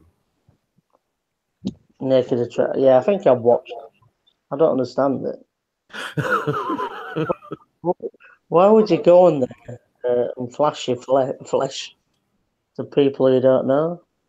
And yeah. Well, that's the nice thing about reality shows. It always brings out these types, you know, the attention grabbers and stuff like that. So Yeah. there's always going to be a market for it, whether we like it or not. I definitely won't want to go on there. No, you don't want to flash. You don't want to. It's cold. It's a cold day.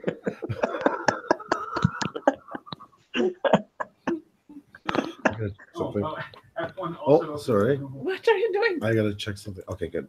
There. What's that mean? What's he doing?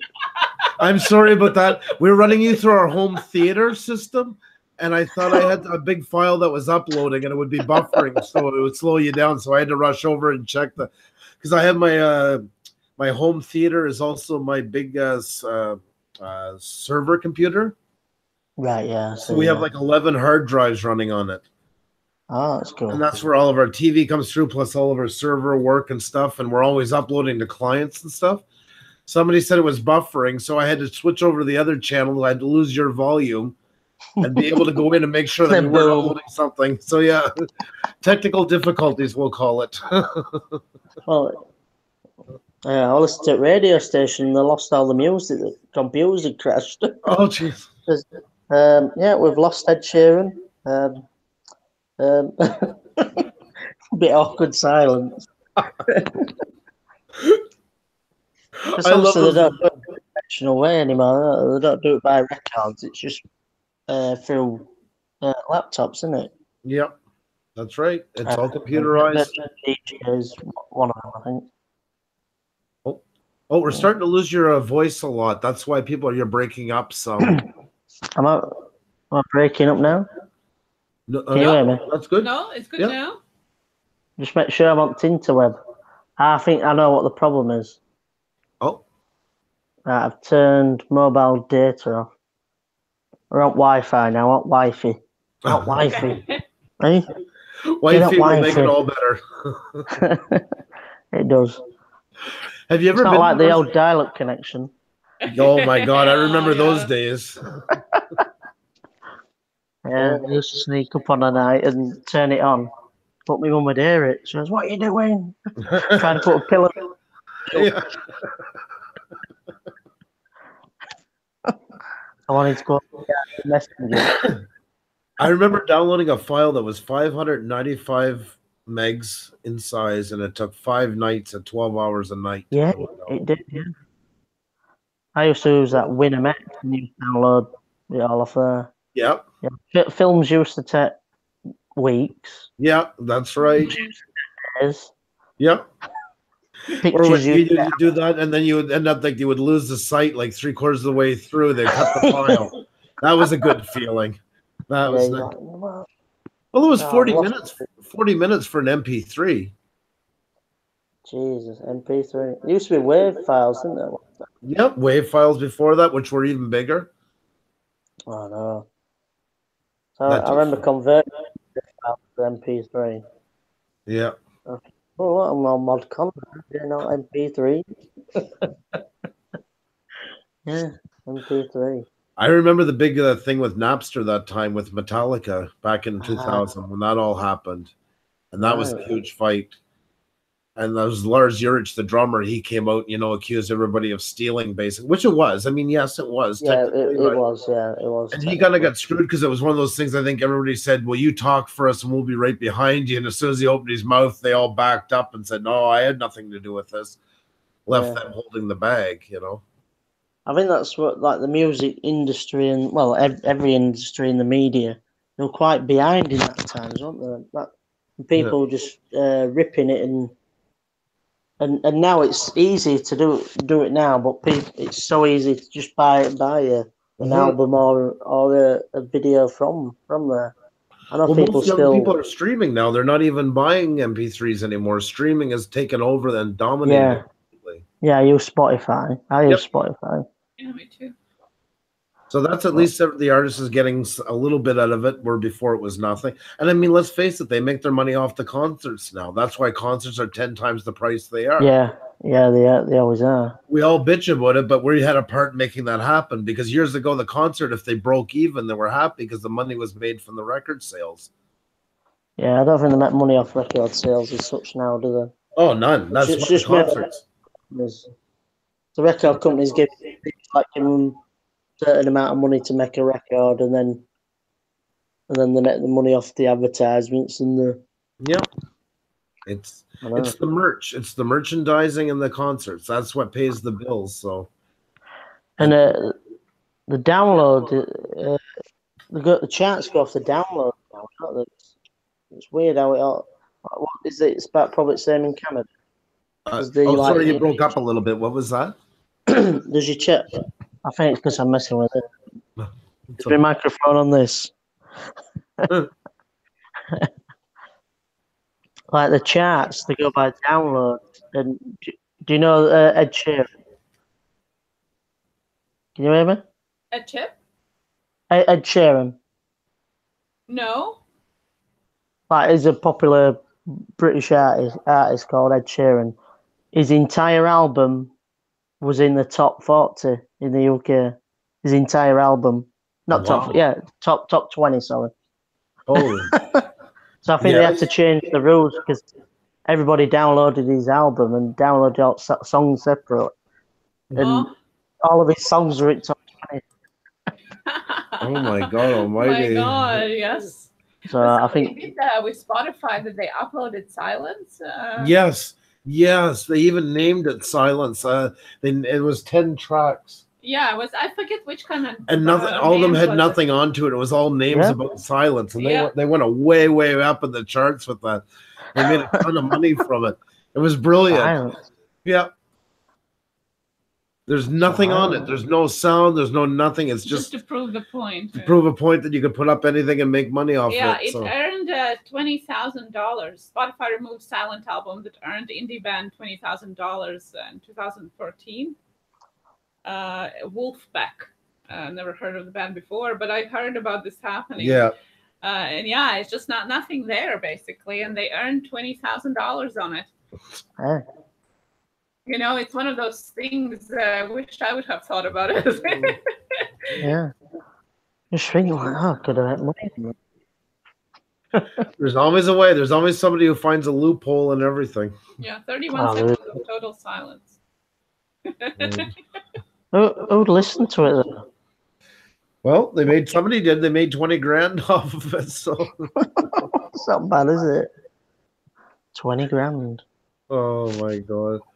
Well, look at the channels that somebody see, like that ASMR and that. Like, it's some. I get it with like lakes and streams, but have you seen these ASMR channels? And we have some in the rotations here, where they just like eat food but with no talking or nothing, and they like make a sandwich and then they eat it with the.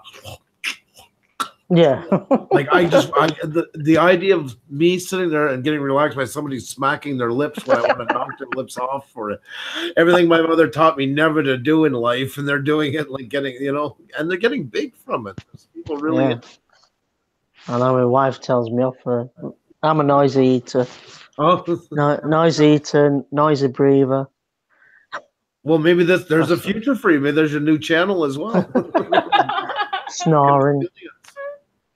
I'm out of pictures. She uses that Snapchat, and she always puts a filter on me when me fast asleep. Oh. So I wake up with pictures of me as a cat or a lion or something like that. Oh my God Almighty! Well, she's a good sport about it, so that's good. Yeah, and sometimes she uploads it to Facebook or something like that. That's so funny. Well, she hasn't done it to Twitter. She hasn't done it to Twitter yet. Well, put any pictures on there yet. I don't know. I think your day is coming. I proceed with caution if I were you. Yeah, probably. How did you meet your wife? I met her. Where was it? Should I say? Well, I met her at the beach in Lincolnshire. Seaside was Lincolnshire. Okay. I was both intoxicated. Well, that's okay. Nothing wrong with that. So I was 20, she was 16. Okay. Well, that's not too bad of an age. Xenia and I are 10 years apart. Yeah, I say it's not. Age is just a number, isn't it? Really. I mean, it's a bit when like closer to teenage. Yeah, that's what I'm gonna say. If I had met her when I was 18, it would have been a problem. Yeah, it would have been. Do the math. What were you doing when you were 18?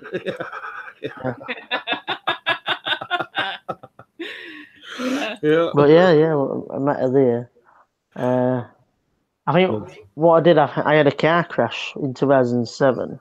Oh no. So, and I don't know, it affected me quite bad. So I just thought I need to get away. So I just drove to Lincolnshire, and obviously got intoxicated, and we met there.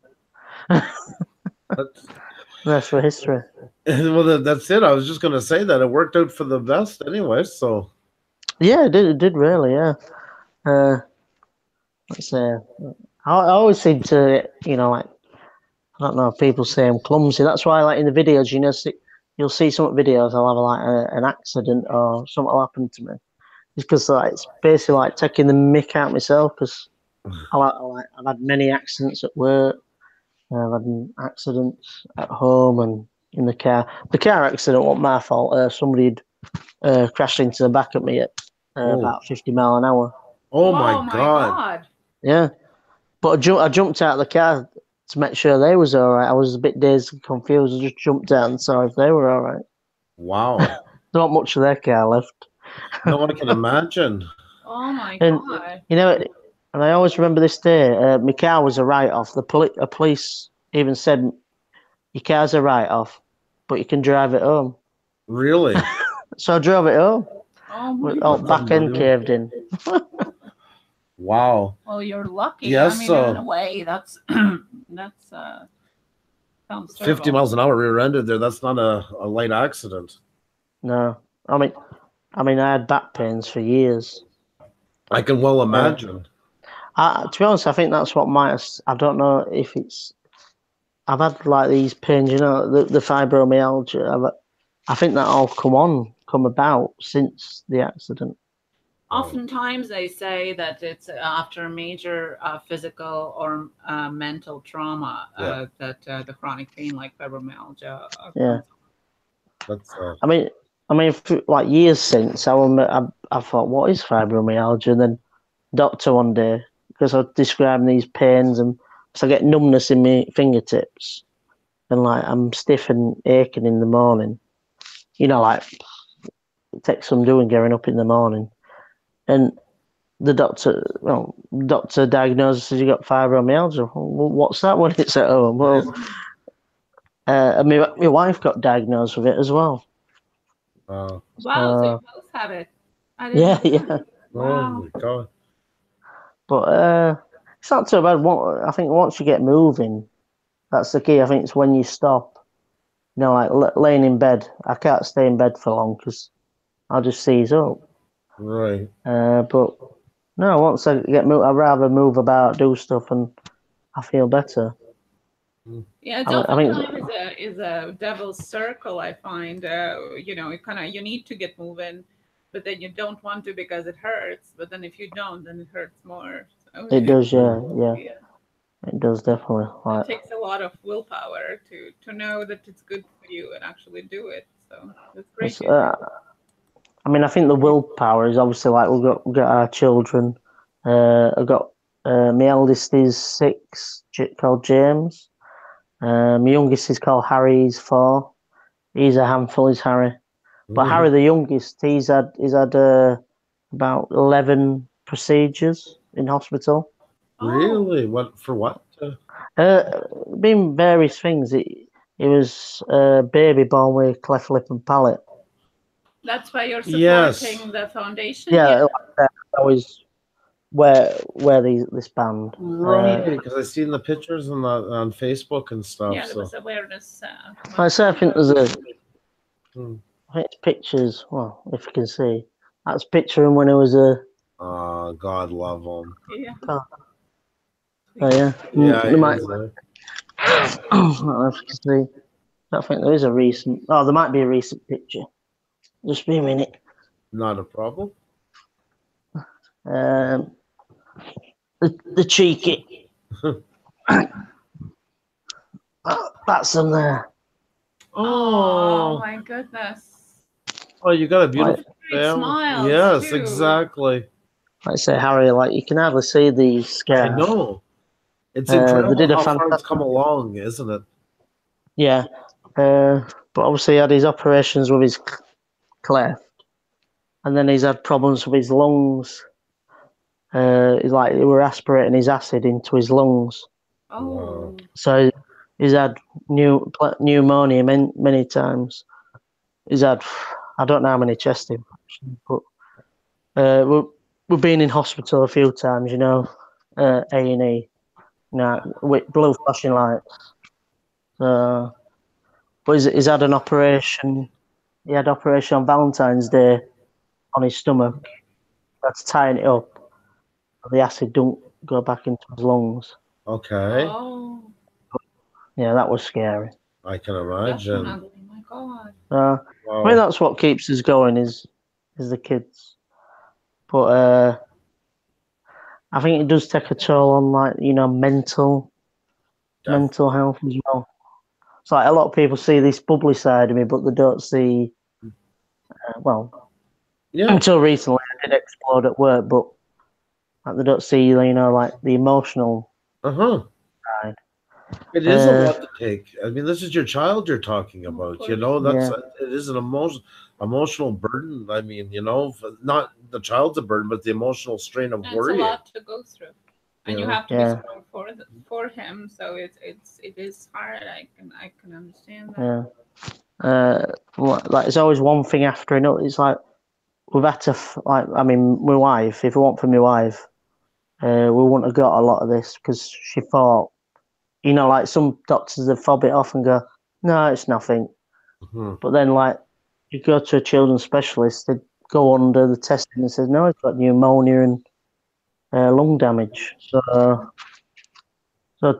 thankfully for the Children's Hospital in Sheffield, they've obviously, hopefully, reversed the damage. Wow. It won't get 100%, but yeah. As a parent, we're the child's biggest advocate, and it always feels like you're like in a David and Goliath situation. But you know Yeah. what? You can never let up, and we've had to be in that scenario before. And it's so important that you never let any. You got to be open to what anybody says because they are the trained professionals, but also we're the ones that spend every day with that child, and they got to listen to us and what we see as well. Yeah. I mean, there's many professionals that haven't listened or tried to fob us off, but there's some that they've listened. And not only has he got, obviously, like he had his cleft and then he had his stomach acid in the lungs, he's got, it's like maybe ADHD or, do you know what ADHD is? Yeah. Yeah. Or like suspecting that he's got ADHD or autism. Because he can be happy as Larry, and the next minute it can be quite violent for no reason. Mm-hmm. And for a little thing, he's quite. And he's 4 years old, you said? Yeah, he's 4 years old. Usually they test for ADHD is around 6 years old. That's usually the minimum age. So. Gotta wait Yeah. till they're 6, unfortunately. But Yeah, there's still things you can do in the meantime, and just keep working with them, let him express himself. Good boundaries and lots of chances to burn off energy helps a lot for ADHD and that. And till the testing comes, yeah. I mean, he'll be going to school in September, and they're willing to help support us. But the nursery goes for a minute. They think they don't believe us at times. All But right. but the speech therapist, because obviously with his cleft, it's Right. hard to speak talking. And they had a meeting with the nursery he went to, and nursery didn't tell him off for doing something wrong. And she basically brought that up and said, "Why didn't you punish him for, breaking a kid's toy. Oh, it's all right. But the thing is, they know if they tell him off, he'll kick off and wreck the whole nursery. So I think they'd rather try and keep him sweet. Right. I think that's the right way to go. I think he needs to learn boundaries as well, which we try to teach. Of course. We're hearing just from you guys. I mean, right away you can see what kind of great parents you guys are.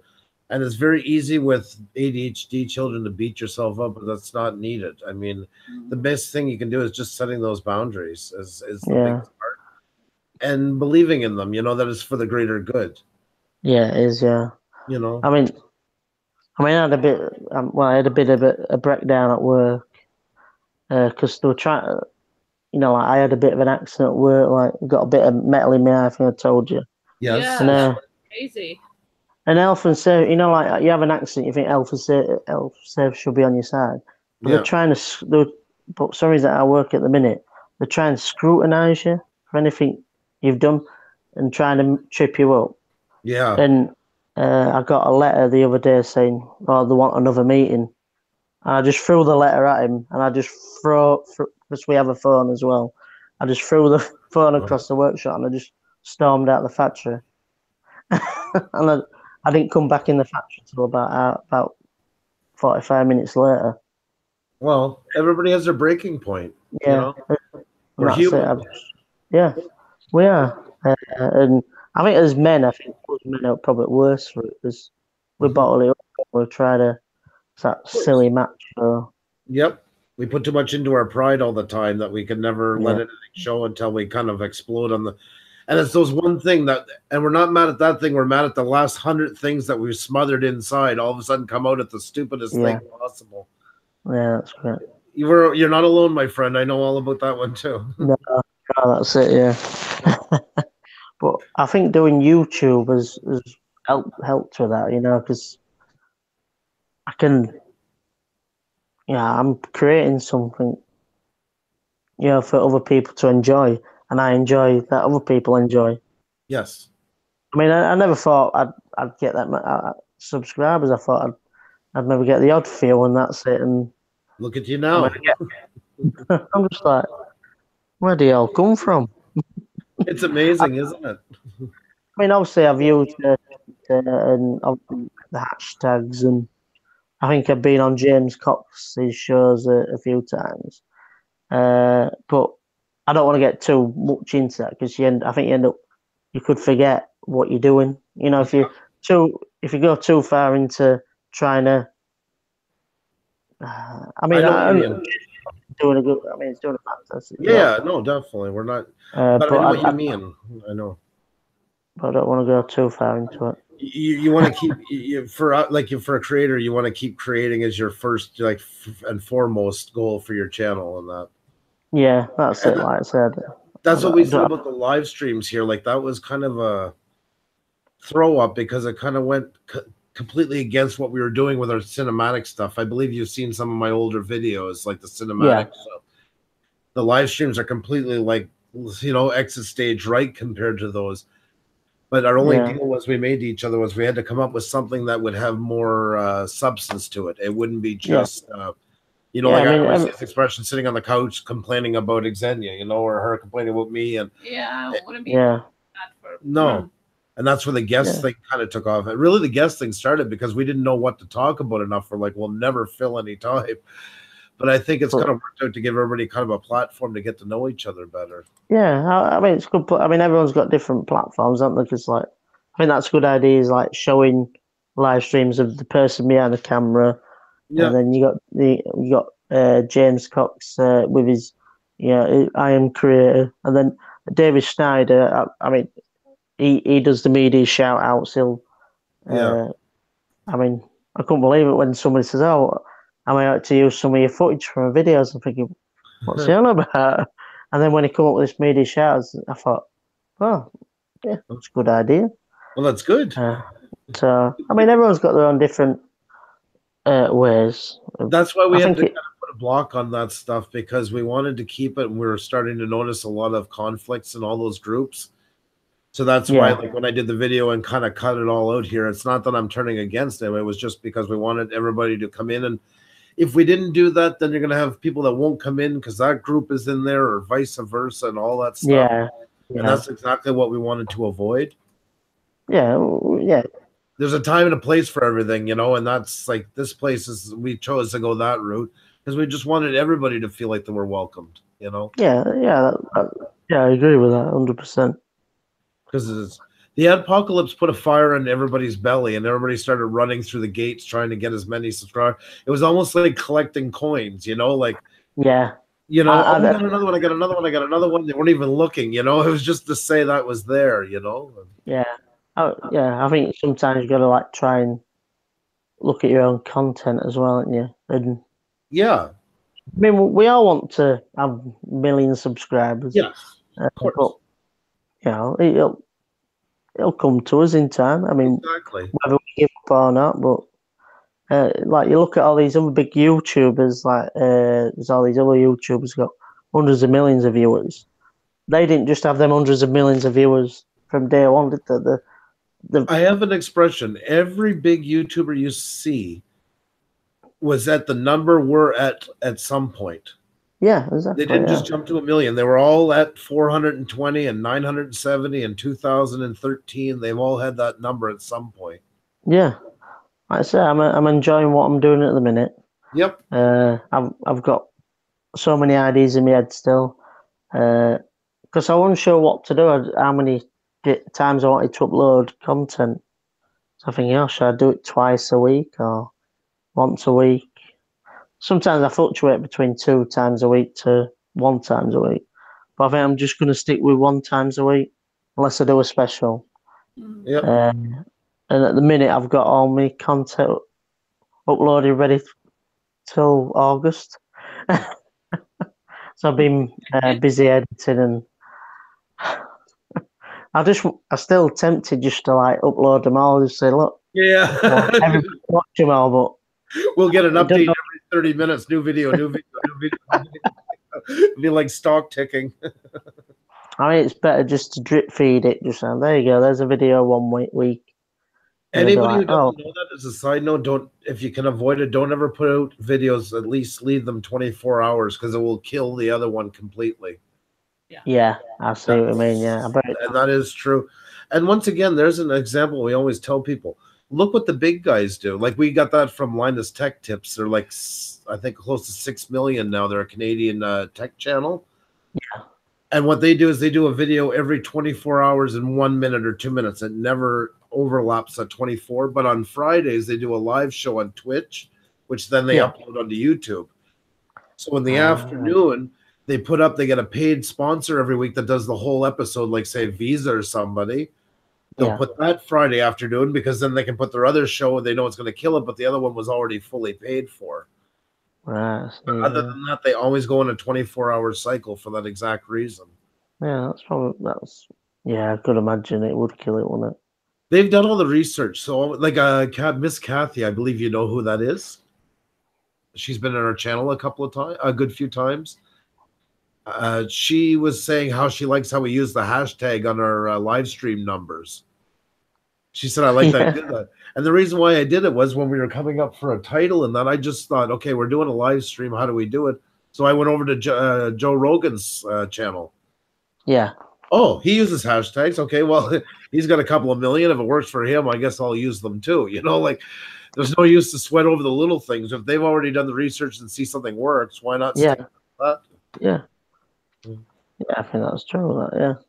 You don't want to copy people, but you can definitely learn from them. Yeah, I think that's a good idea with like the small creators. Like, we've all got like, even if it's a different channel, you can get similar ideas. Like, oh, for sure.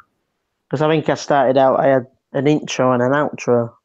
Yep. But I think what I've done now is got rid of the intro and put it just as an outro. I thought, because I kind of looked at some trends and there were certain, I could see it shows you like certain countries, and I'd seen some countries had logged in on first few seconds and then they were going, I don't like that music, and they clicked up. You can see the trend, and I thought, maybe I'll do that. So I'm always toying with the idea. Good. Take tips from other people. Like I said, I've took tips from David Snyder and this other small YouTuber, Somerset Vlogs, Okay. aka Stopshire. But they also take ideas from me, and I don't see no problem with sharing. That's the whole point of growing. Like, you know, I've said in a year I redid my thumbnails like literally 4 times for my videos to get them to where I wanted them to be. Yeah. You never stop learning. It's a growing organism, your YouTube channel, and it's constantly got to be. It's like a garden, you know. You can't just sit there throwing the seeds and hope it all goes. Yeah, it's like I got somebody to make me a YouTube banner, but I decided I'm gonna have a go at myself and make it myself. And I asked them for tips, and I think I made a new banner. And one of my latest videos, I made a different coloured thumbnail. It's like most of my thumbnails, it's the same picture. Yeah, good. And I thought, I might just change the picture a bit, and every now and again. Yeah. Yeah, I'm just playing about with it. I think thumbnails help. It's good to build a brand. And thumbnails are like your business card. That's the first thing anybody's going to see when they go and see like a new video from yours that they've never seen you before or even returning. The thumbnail makes such a difference in whether people are going to click on it or not. Yeah, that's right. Yeah. Oh, it's not flipping back and forth. Yeah, it's all good. Yeah, it's all good, Reese. Thank you. Back and forth. Yeah, I'm getting lazy. I keep forgetting. Because if you don't touch it from the beginning, it will change as we're speaking. But once you click on it once, then you got to do it manually. So. Right, I see, yeah. So you keep me. We don't have to let you go soon, though. I feel bad. It's almost 2 o'clock. What, 3 o'clock in the morning? Yeah, it'd be 3 o'clock in the morning. Yeah. Yes. We're sorry for keeping you on so long. We were so excited to finally have you on.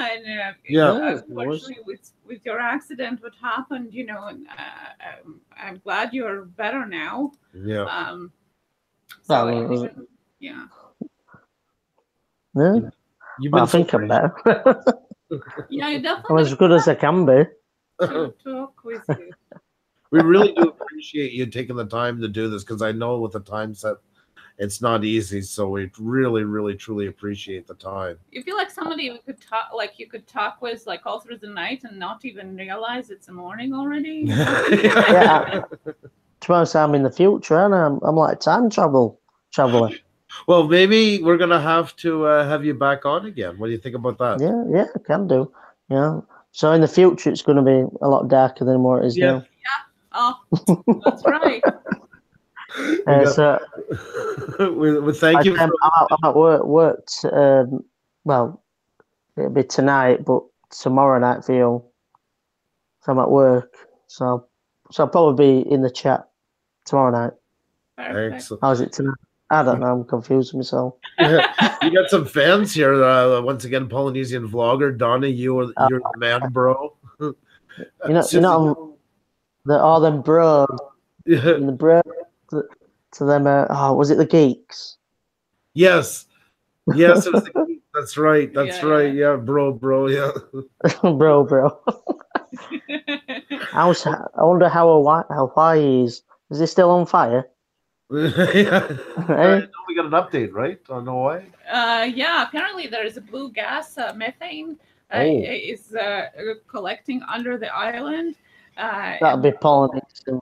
Yeah, and it's burning blue. So now they're thinking it might have an explosion from underneath. So oh my God! Fissures are all across the island. Ouch. Yeah. I mean, I don't have anything like that in my village. Yeah, I know. It's unbelievable. And I mean, we can get watching, but that's about it. Susie, the Susie channel said 3 a.m. Wow, thanks for being here with us. So, yes, that's no worries. I mean, I'm on nights tomorrow night, so I'm getting myself. Well, I'm glad we can help work you into your schedule. Yeah, that's fine. And who is it? I had a Flub and Epic. Welcome, by the way. Welcome by. Looking good for 3 a.m. Just saying. I've got my makeup on. That's right. That's right. We had to pause for a minute because his wardrobe had to take care of him there. But Yeah, like got me a Hawaiian shirt for Polynesian vlogger. I see that. I was gonna note Yeah, that. Reese has noticed that too. Yeah. But I remember when I was younger, I used to get taking the mick out for me, my eyelashes. They used to say, what did they have? Mascara eyes or something. Yeah. I used to say, what's mascara? Eyelashes. I've got my makeup on. Got me bush here. You ready? Just keep looking. Okay, good. This is so fun. Listen, my friend, you've been such an honor, and I truly appreciate like you opening up tonight about and your family. Yeah. Just it's nice to see another side of you. That's the whole thing that's great about this channel is when you get to know a bit more about a person, because there is a lot more goes on behind the lens. So we really, really do appreciate your candidness. Yeah, I mean, just like I don't really open up on the Donny Show. I think I only opened up for one video for Cleft Lip and Palette, but that's I think I like to keep it comedy. Yeah, I don't mind. I mean, I've had a few offers like of people coming on their shows and stuff like that. So yeah, it's getting round to it. Yeah, I don't mind talking about it, as long as I don't bore people to death. And you didn't, and we honestly, we were honored that you decided to come on and share some of your story with us. It really meant a lot. Thank you so much. So we sorted Brexit out. We sorted out we sorted Middle East out. That's right. We almost solved all the world's problems tonight. If we just had time, we could have went to North Korea and took care of everything. We would have been done. It would have been a good world tomorrow. But Kim Jong-un. Yeah. That's a story for another day. It is, yeah, definitely. I've even been to Hawaii, Hawaii.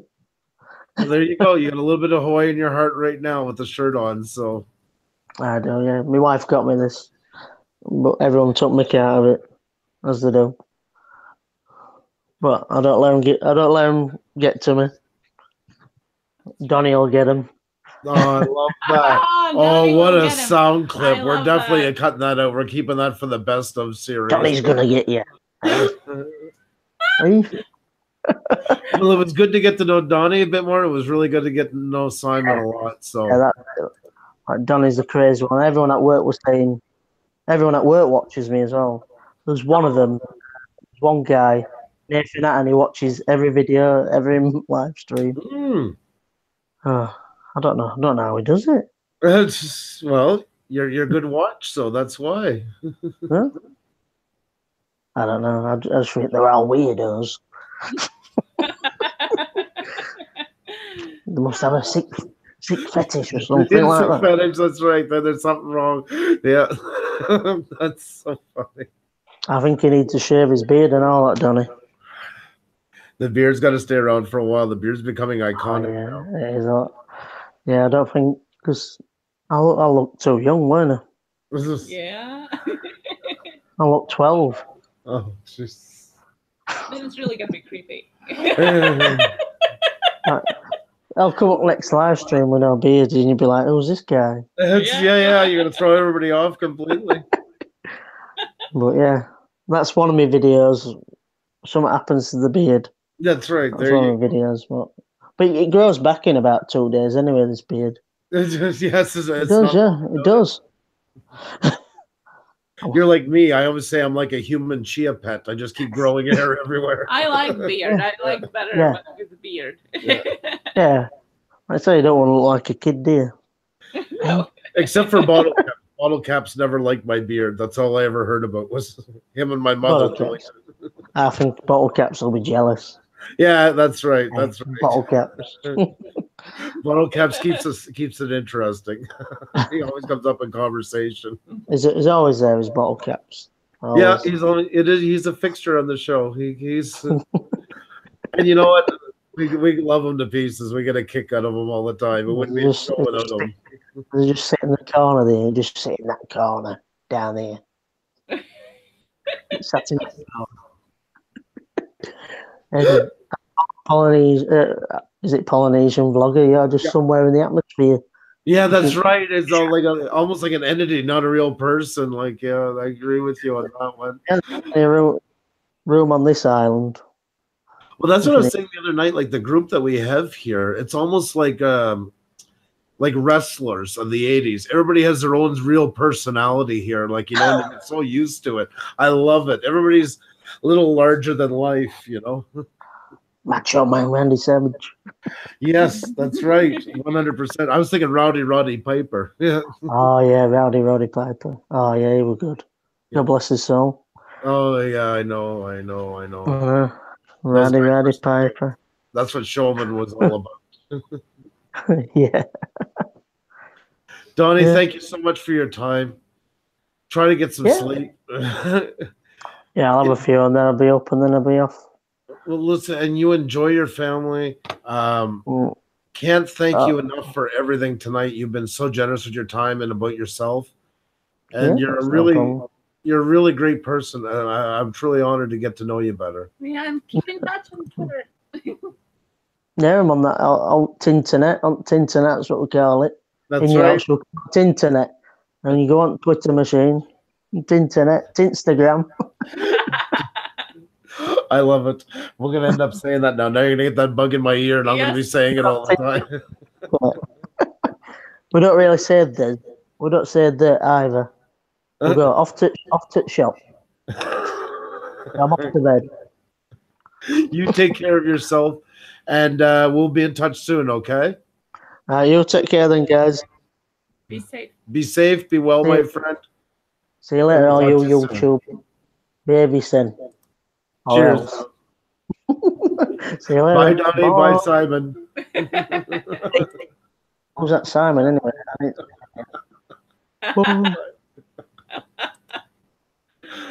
Oh, my God. He's so funny.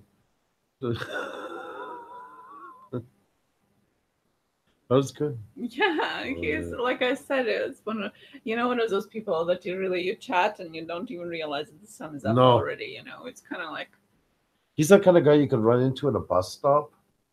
Yeah, and just sit beside him and like within 10 minutes, like have this amazing conversation. Like, no, what a cool guy.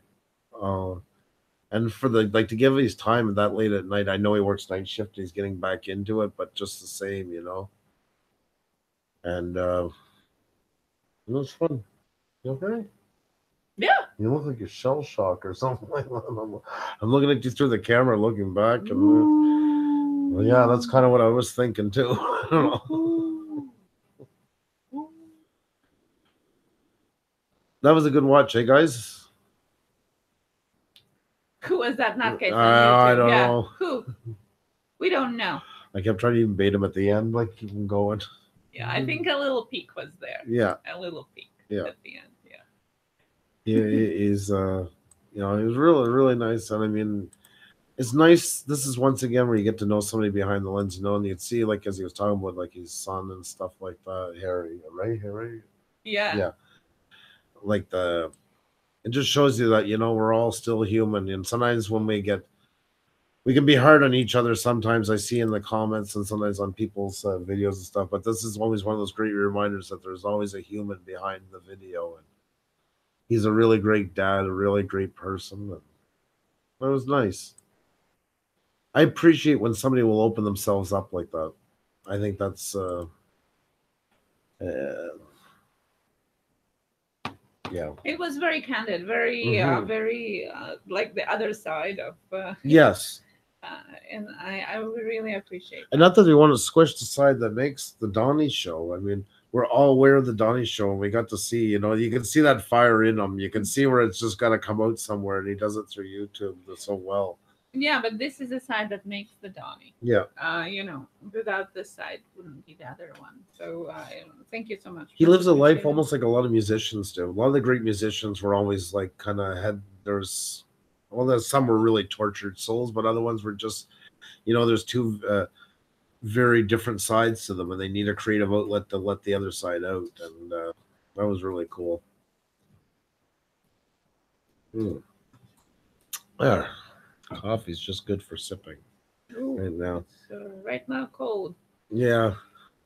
Well, I'm glad you enjoyed it, Teeth Dog. It was a lot of fun. It was a really great night.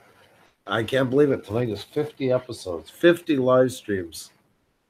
and guests galore. And that's not even like the winging it. That's just our evening nights. Like Yeah, that's just purely our live with Puša live streams in the evening. It's crazy, 50 today. Yeah.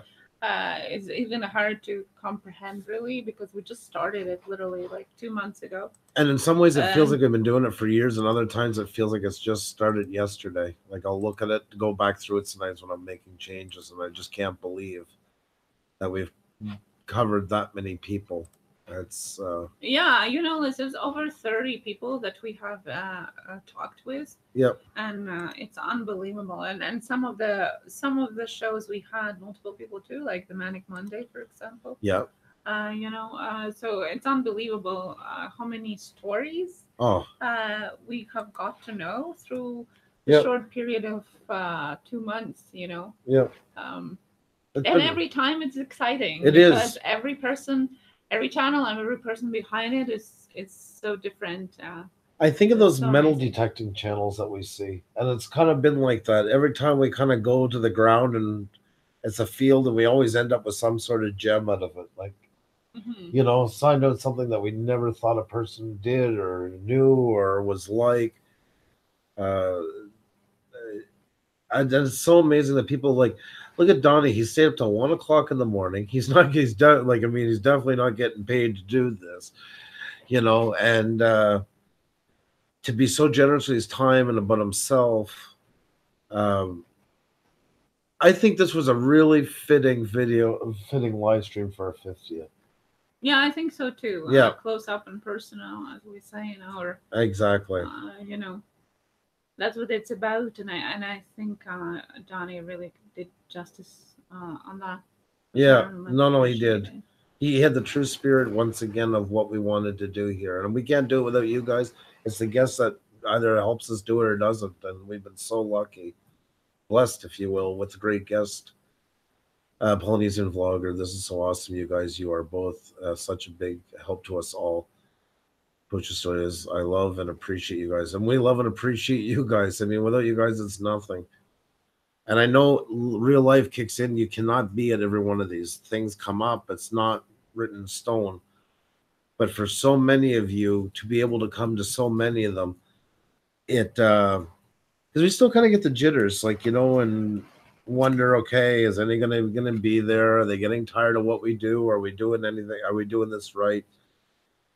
And to have you guys back in like that, it really builds confidence in us as to keep doing it. So yeah, because of course, you know, some of the people we have gotten, you guys have got to know, and we have got to know on chat. Some of the people we haven't talked with at all in chat, but either or, it's still meeting the person for the first time. Definitely. Definitely. You know, in the chats or not. Yes, it's a little bit easier if it's one of you guys, because we know a little bit more about you, but still it's the same as running into a person on a street or in a bus stop. You know, you maybe passed each other going to work, but you never talked really, you know, or maybe said good morning, but you didn't really know what they were about. And then it's that first time when you start talking, and that's what it feels like every time we have a guest on. Oh, you know, you're excited to know, but at the same time, there is a little bit of that anxiousness still there. Which is cool. I mean, it's good to have a little bit of nerves. I mean, I guess help things, but have it a little edgy. Yeah, that's for right. us too.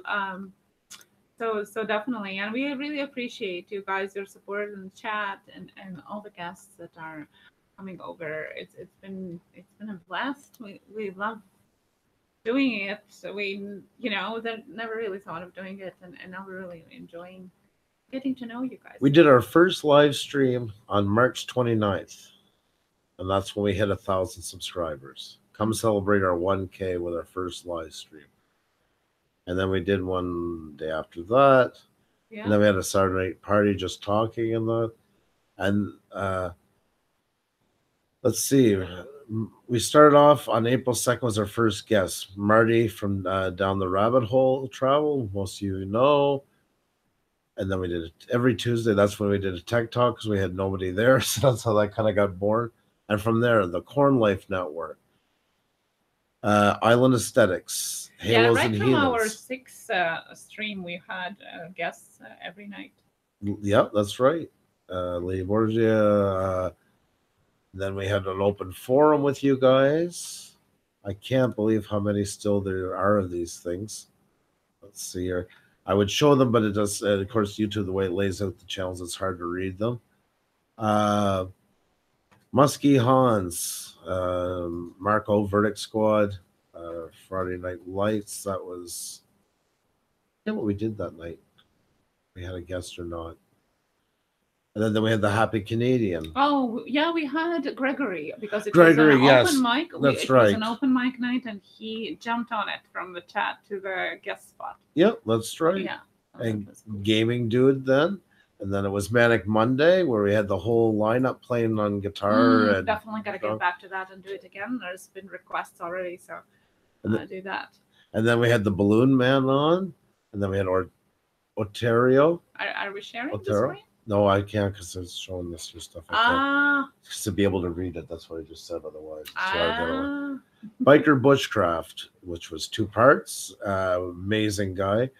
Frog Tech Tips. Touring Taste Buds. Uzaloo. Tech Talk. Hey. ATGH Travels. Stephanie from Best Friend in Your Closet. The King and Queen of the Sea. St. Otto. Miss Kathy and her family. We had Reese Mill Off-Road Adventures. Okay, and then there was the Xenia special on fibromyalgia. There was also my PJ party. PJ party as well. This is true. This is true. Say so.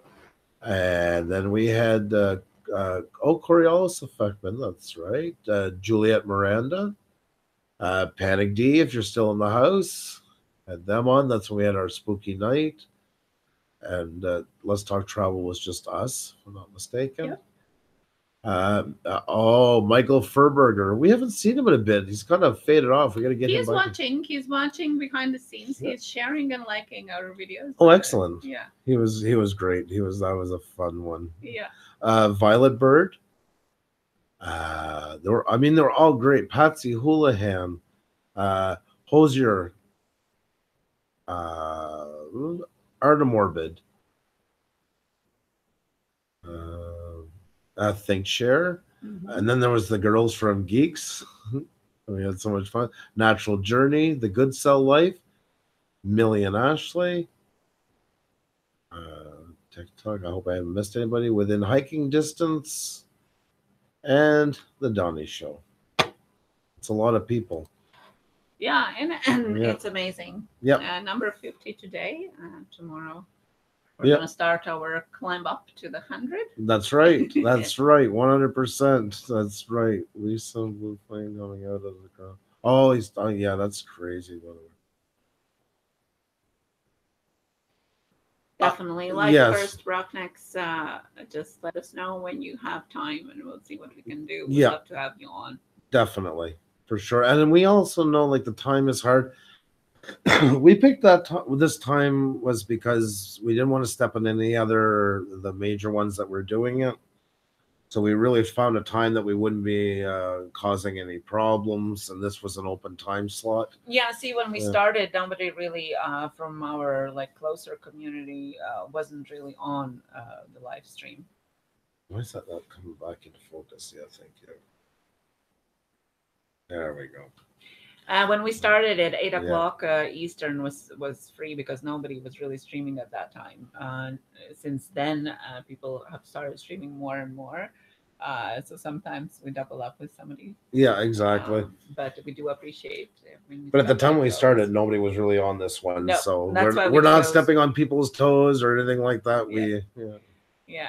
And so that's why it's 8 p.m. because that was free back then. Yes, that's right. That was free. A free spot. And it was a fun time, and I'm glad we did it because you've seen our philosophy grow with the blue wrenches. Everybody's in the same hierarchy and all that. Because a lot of people were going to groups and stuff like that. So I think this time worked out well to give everybody a chance to kind of come in after they were done that stuff and have a place to everybody was welcomed. Everybody could hang out. So, because it is a hard time even for us too, because our daughter then goes to bed a little bit earlier, so we can say goodnight to her and do those things before we go on. Where usually probably 9 would have been easier, but then again it gets late for us as well. And yeah, because we've been a little bit better now. And I just was saying that to Arvin the Pay Tourist. We used to do like really long streams, like till 12 o'clock sometimes, but we're trying to stick to the schedule more now. And let you guys jump off to your other channels as well afterwards. So that's why 8, I guess, still works out. I said Brock next just asked my wife when I dance with her. Oh, well. Branda's beauty blog. Hello, welcome. Hey, how are you? Good to have you here. Yeah. Always welcomed here. Flub and Epic asks, well, you guys are married? Yeah, we are married. We got married in 2014. People have seen it now probably 30 times. We got married in Iceland. We had a Viking wedding. Flub and Epic, I have a question for you. Where are you from?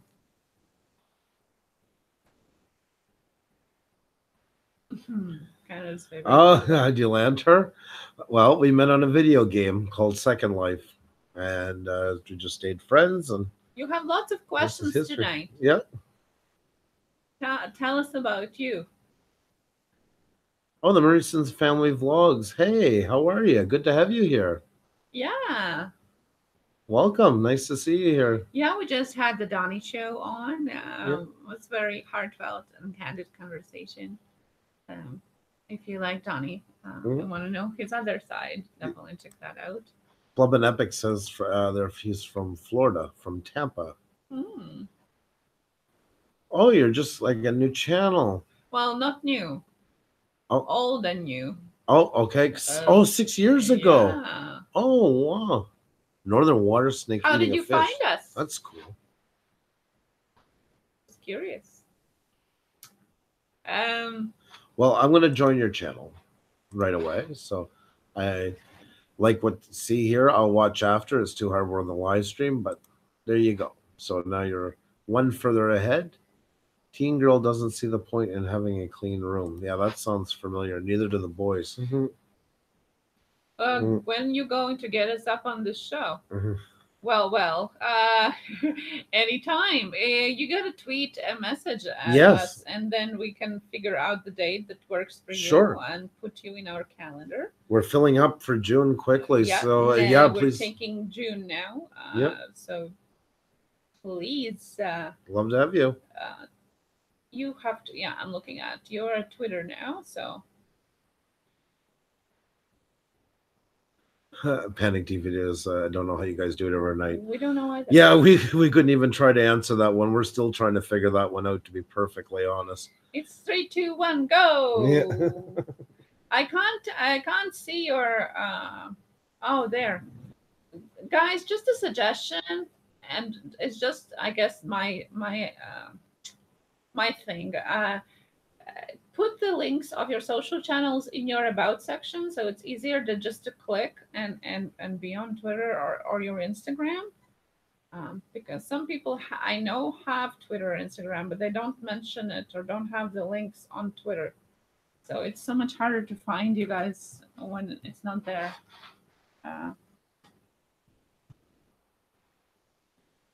Just a suggestion.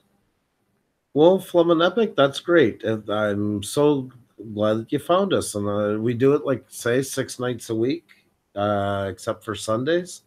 Every Tuesday, we have Tech Talk, where we all get together and post questions. Well, we do some tech. We did a lot at the first, but now it comes in more chat, but we can still ask any questions. Well, we don't do the pre-made tech talk. It's more based on the questions from the chat, or if somebody have tweeted it before. So if we have lots of questions, then it's more tech talk. If we, it depends on what chat is about, how technically challenged we all are on Tuesdays. That's right. That's right. So, just sharing the knowledge. And the rest of the time is mostly it's guests every night, up and coming channels that we talk to.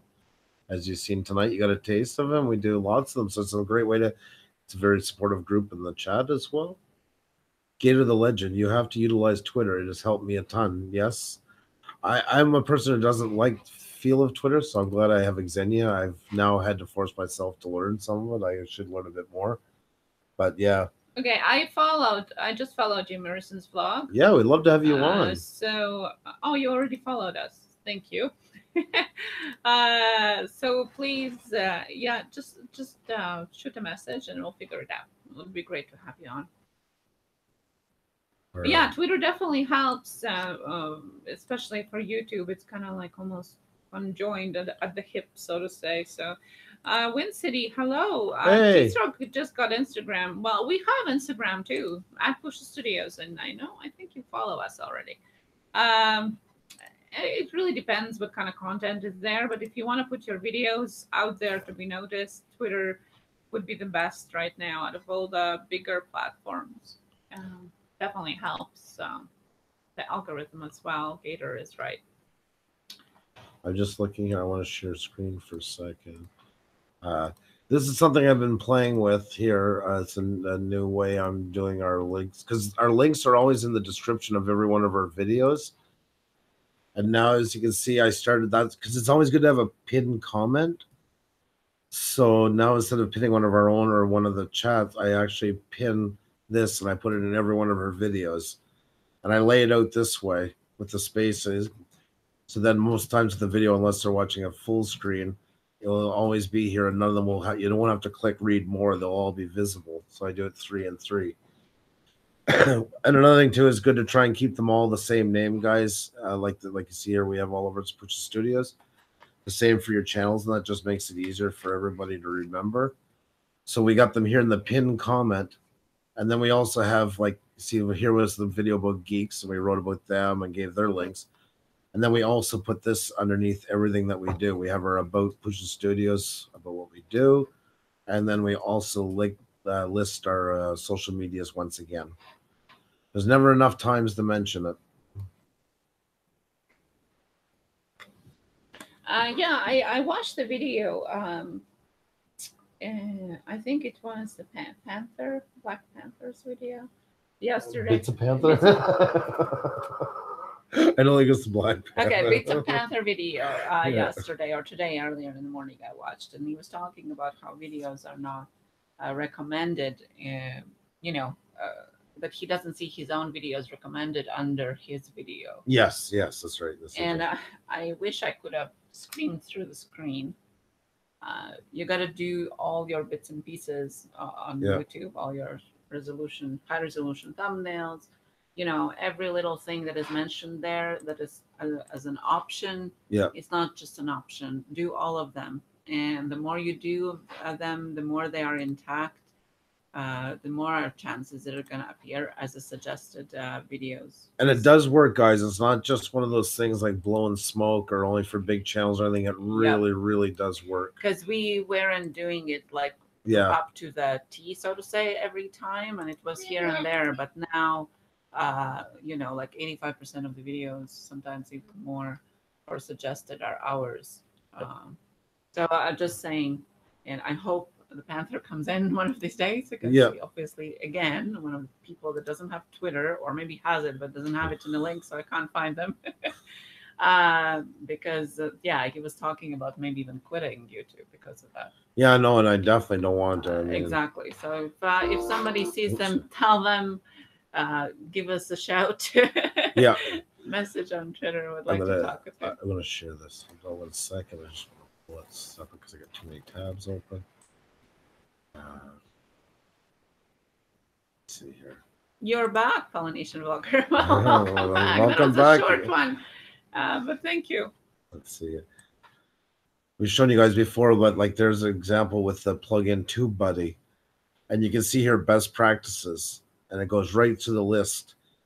And this is the stuff that gets you noticed that Xenia was talking about, and it's a great checklist all the time. So we have a high-res thumbnail, info cards added, end screen, shared on Twitter, liked on Facebook, captions added, comment pinned, and comment hearted.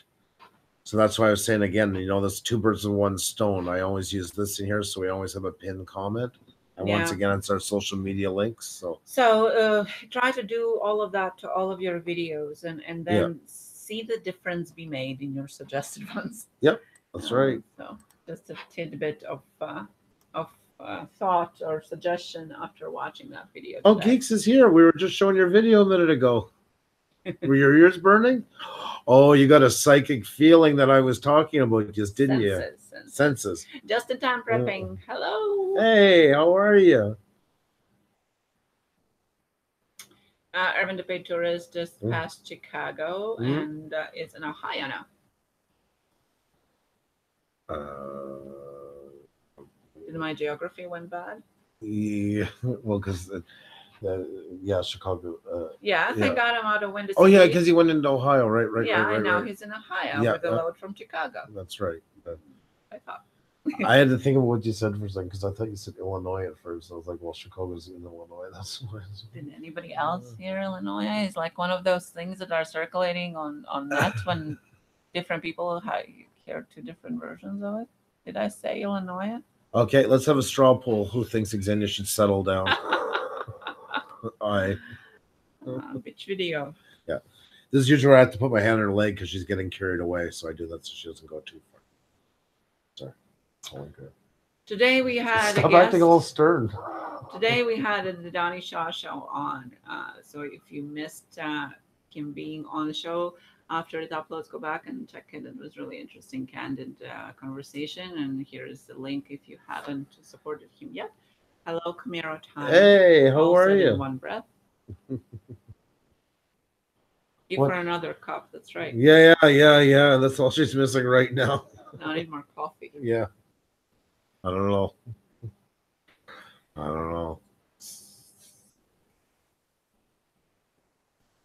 Excellent Panic D videos. That's good to hear. And you've been very good at that stuff like that. Like I see you asking everybody and you're picking up tips and tricks wherever you go and put them to use. It's the best way to grow your channel. Very well done.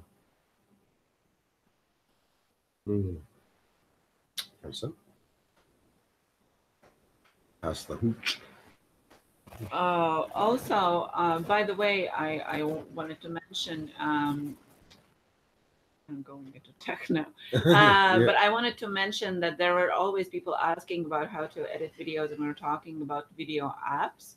So I decided, video editing apps. So I decided to try again the updated version of the Magesto app.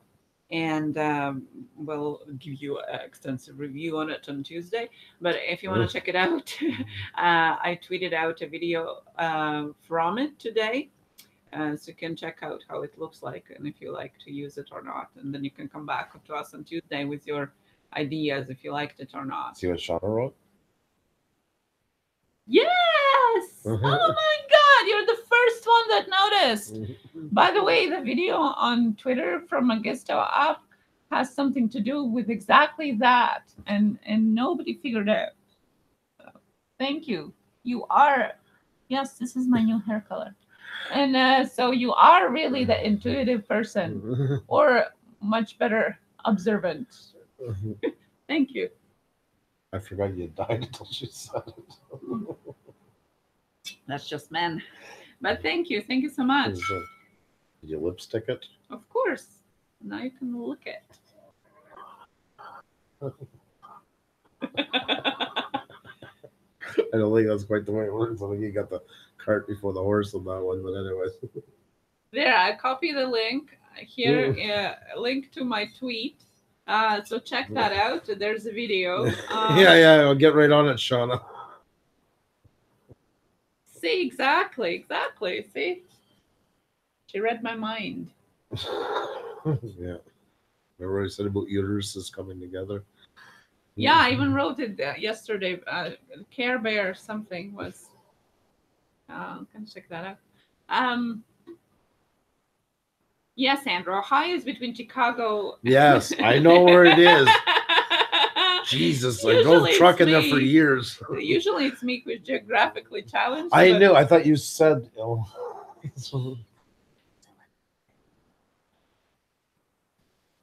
You see? This is my life, folks. Potato sack. I wouldn't say all I know. Well, I was a bit teased. Thought Andrew was giving you a hair. Teased. Tugs. What means teased hair? Is this some kind of English expression that I never heard before? Teased hair. Yeah. Yeah, teased. Moved around. Even I know that one. I shouldn't know that. So. And why would I know that? Yeah. It's not like it's a hedgehog in a fog or anything. See, Sean, I didn't realize her hair was dyed from the side. I only recognized from the top of her head that it was dyed. Okay, let's not get into adult themes. Yeah, I don't know Camaro time. My apologies. It was all nice. So let's keep it civil. We had a nice, serious conversation with Donny today. So can we keep that till the end of it? Good night. Good night, Heathrock. Thank you for coming back. We showed up in the top 10 of your random live stream search with the live filter on. Yeah. Ooh. I appreciate that. Thank you for letting know. That really means a lot to know that. Yeah. Yeah, only halfway. That's great to know. Thank you so much. And thank you for clicking on us, by the way. So welcome. Shauna. Ooh, man, bad. I bring about badness. Oh, Caps was here. Yeah, he was back and forth tonight. I don't know. It was pork chops or Caps, he didn't like that Andrew did notice him in the chat. A couple of times he was saying, "Oh, Andrew doesn't notice me. Oh, he's so oblivious. He can't see me. Ha ha ha." And I said I'm in charge of Twitter and chat. So yeah, but but he went somewhere. I don't know. Maybe cocaine. Tools by Doug Woe, and there was just jumped into the deep end of the adult that's swim. what happens when we go over the time, because I'm trying to keep this civil so we can share it afterwards and not worry about it being adulterated. But well, it's just me.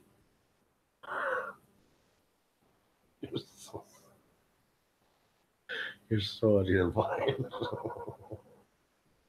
Unreal.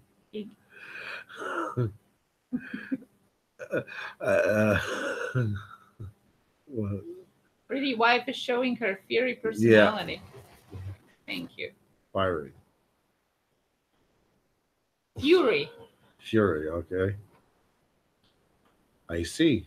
A little language lesson for us all. Yeah, I thought Ballcast would be back around. Got your back. Ballcap's still here? Hiding? No, I know where he is. He is winning. Oh, he's over on... yeah. Oh, okay.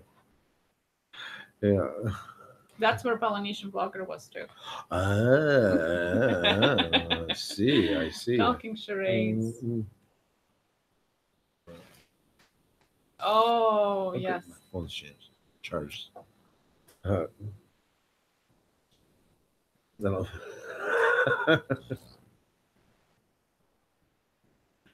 Yeah. Flub and Epic. That's usually how things kind of turn out around here. So did you all click on the link I posted about Twitter? There is a promo video there. What kind of an accent is that? Who knows? I was glad. Check it out. I was glad tonight, though. He told me that he even does the British thing when he goes around to different towns. He's British. I know. I love it because I felt we were talking about because when I went to England, I felt it so hard being there because you want to do that accent all the time, and it sounds god awful. And I've always tried to be a decent tourist and not be like some snob North American blah blah blah. Except for England, it was such a battle because you catch yourself doing that accent all the time, and like I say, I sound like some old British hag on Monty Python when I do it. But it ends up he does the same thing when he goes to other towns because, like you said, there's so many different dialects. I pledge my allegiance to the perfect. Put that on a t-shirt, geeks. Put that on a there's t-shirt. Your merch. There's your first piece of merch, my friend, right there. Alliance. Yes, it's only a flesh wound. That's right. Oh. Right away was a coconut, so you keep hearing in your head. I got, and they've heard that. Well, let's see. Who do we have? When do we have going there? Stop trying to take control of the situation. Now Andrew's gonna be blind. Yeah, you're gonna be blind with those on, so don't feel.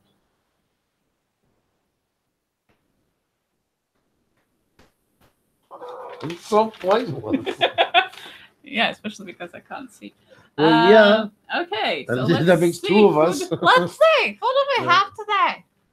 What are these voices? They don't even exist anymore.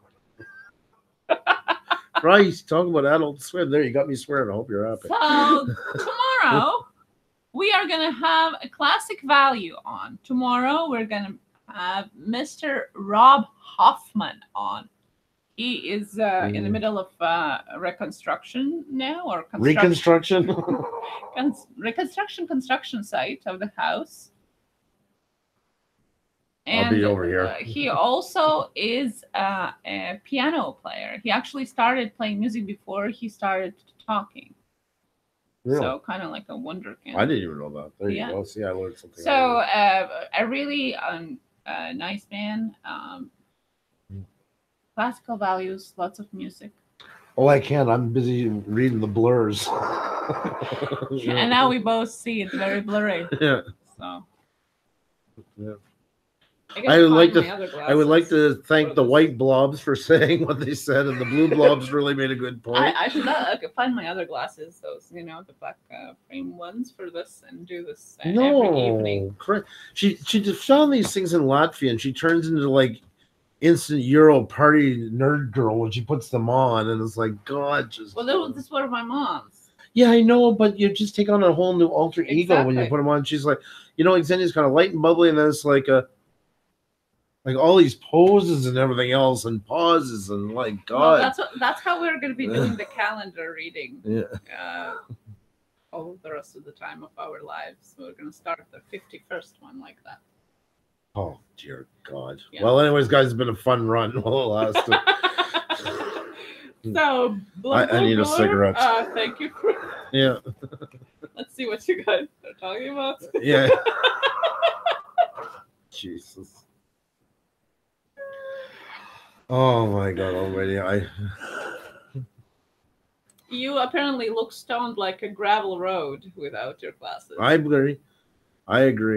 Pretty much. I look like an English teacher. Thank you. Yeah. That's what I was going for. I got eyes like two piss holes in a snowbank right now if I take off my glasses. And I want to play naughty librarian with you. Yeah, I've seen that. Yeah. Well, I'll be the Apparently he doesn't like naughty librarians. I'll be the principal. Oh, well, you said you don't like it, so no naughty librarians for Andrew tonight. So. There you go. Easy come, easy go. I would make a great teacher at night. Yeah, night school teacher. Mm-hmm. Are you done? What? Adult Ed. Oh, Kathy's vlog channel. Let's all behave, okay? Now yes, turn it back down. We finished right in time. Hello, Kathy. Excuse me. Good to see you, Kathy. Good to see you today. Sorry.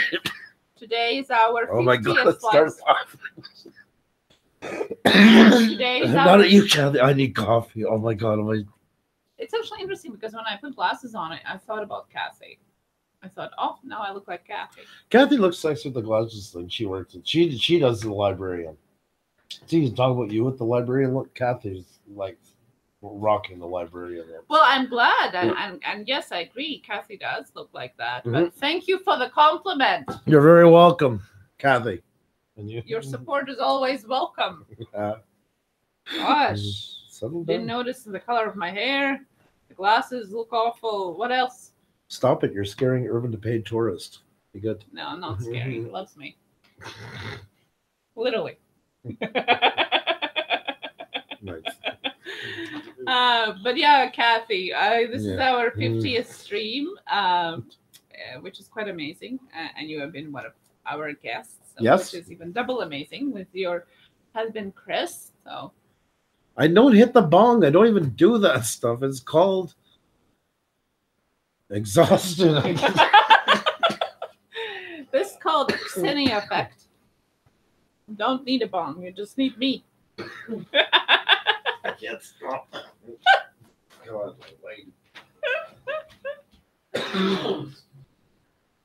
Thank you, Kathy. Yeah, he was making fun of me. I was wearing Andrew's glasses just literally a minute before you came in, and I actually thought about you when I put them on. But thank you. He's mean tonight. Meanie. What is that? Meanie weenie. Well, thank you guys for coming today. And again, if you didn't get to catch our guest, the Donny show was on tonight. The other side of Donny. Candid conversation about life, his kids, and Brexit. So check that out if you can afterwards. It was really nice. And we're going to be here tomorrow with Rob Huffman, Mr. Rob Huffman, at Classic Values. Looking forward to that conversation tomorrow. And well, Juliet, hello. Redheads have so much more fun. Well, thank you. Thank you, everybody. For sorry, guys, I had to hit the bong. Who's here? Hello. Hey. High on life. Yeah. That's right. Thank you, geeks.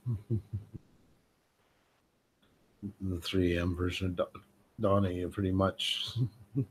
Red yeah. Mickey Wilson, redheads are nuts. Yeah, I know. I think there's something in the color. Gives her extra.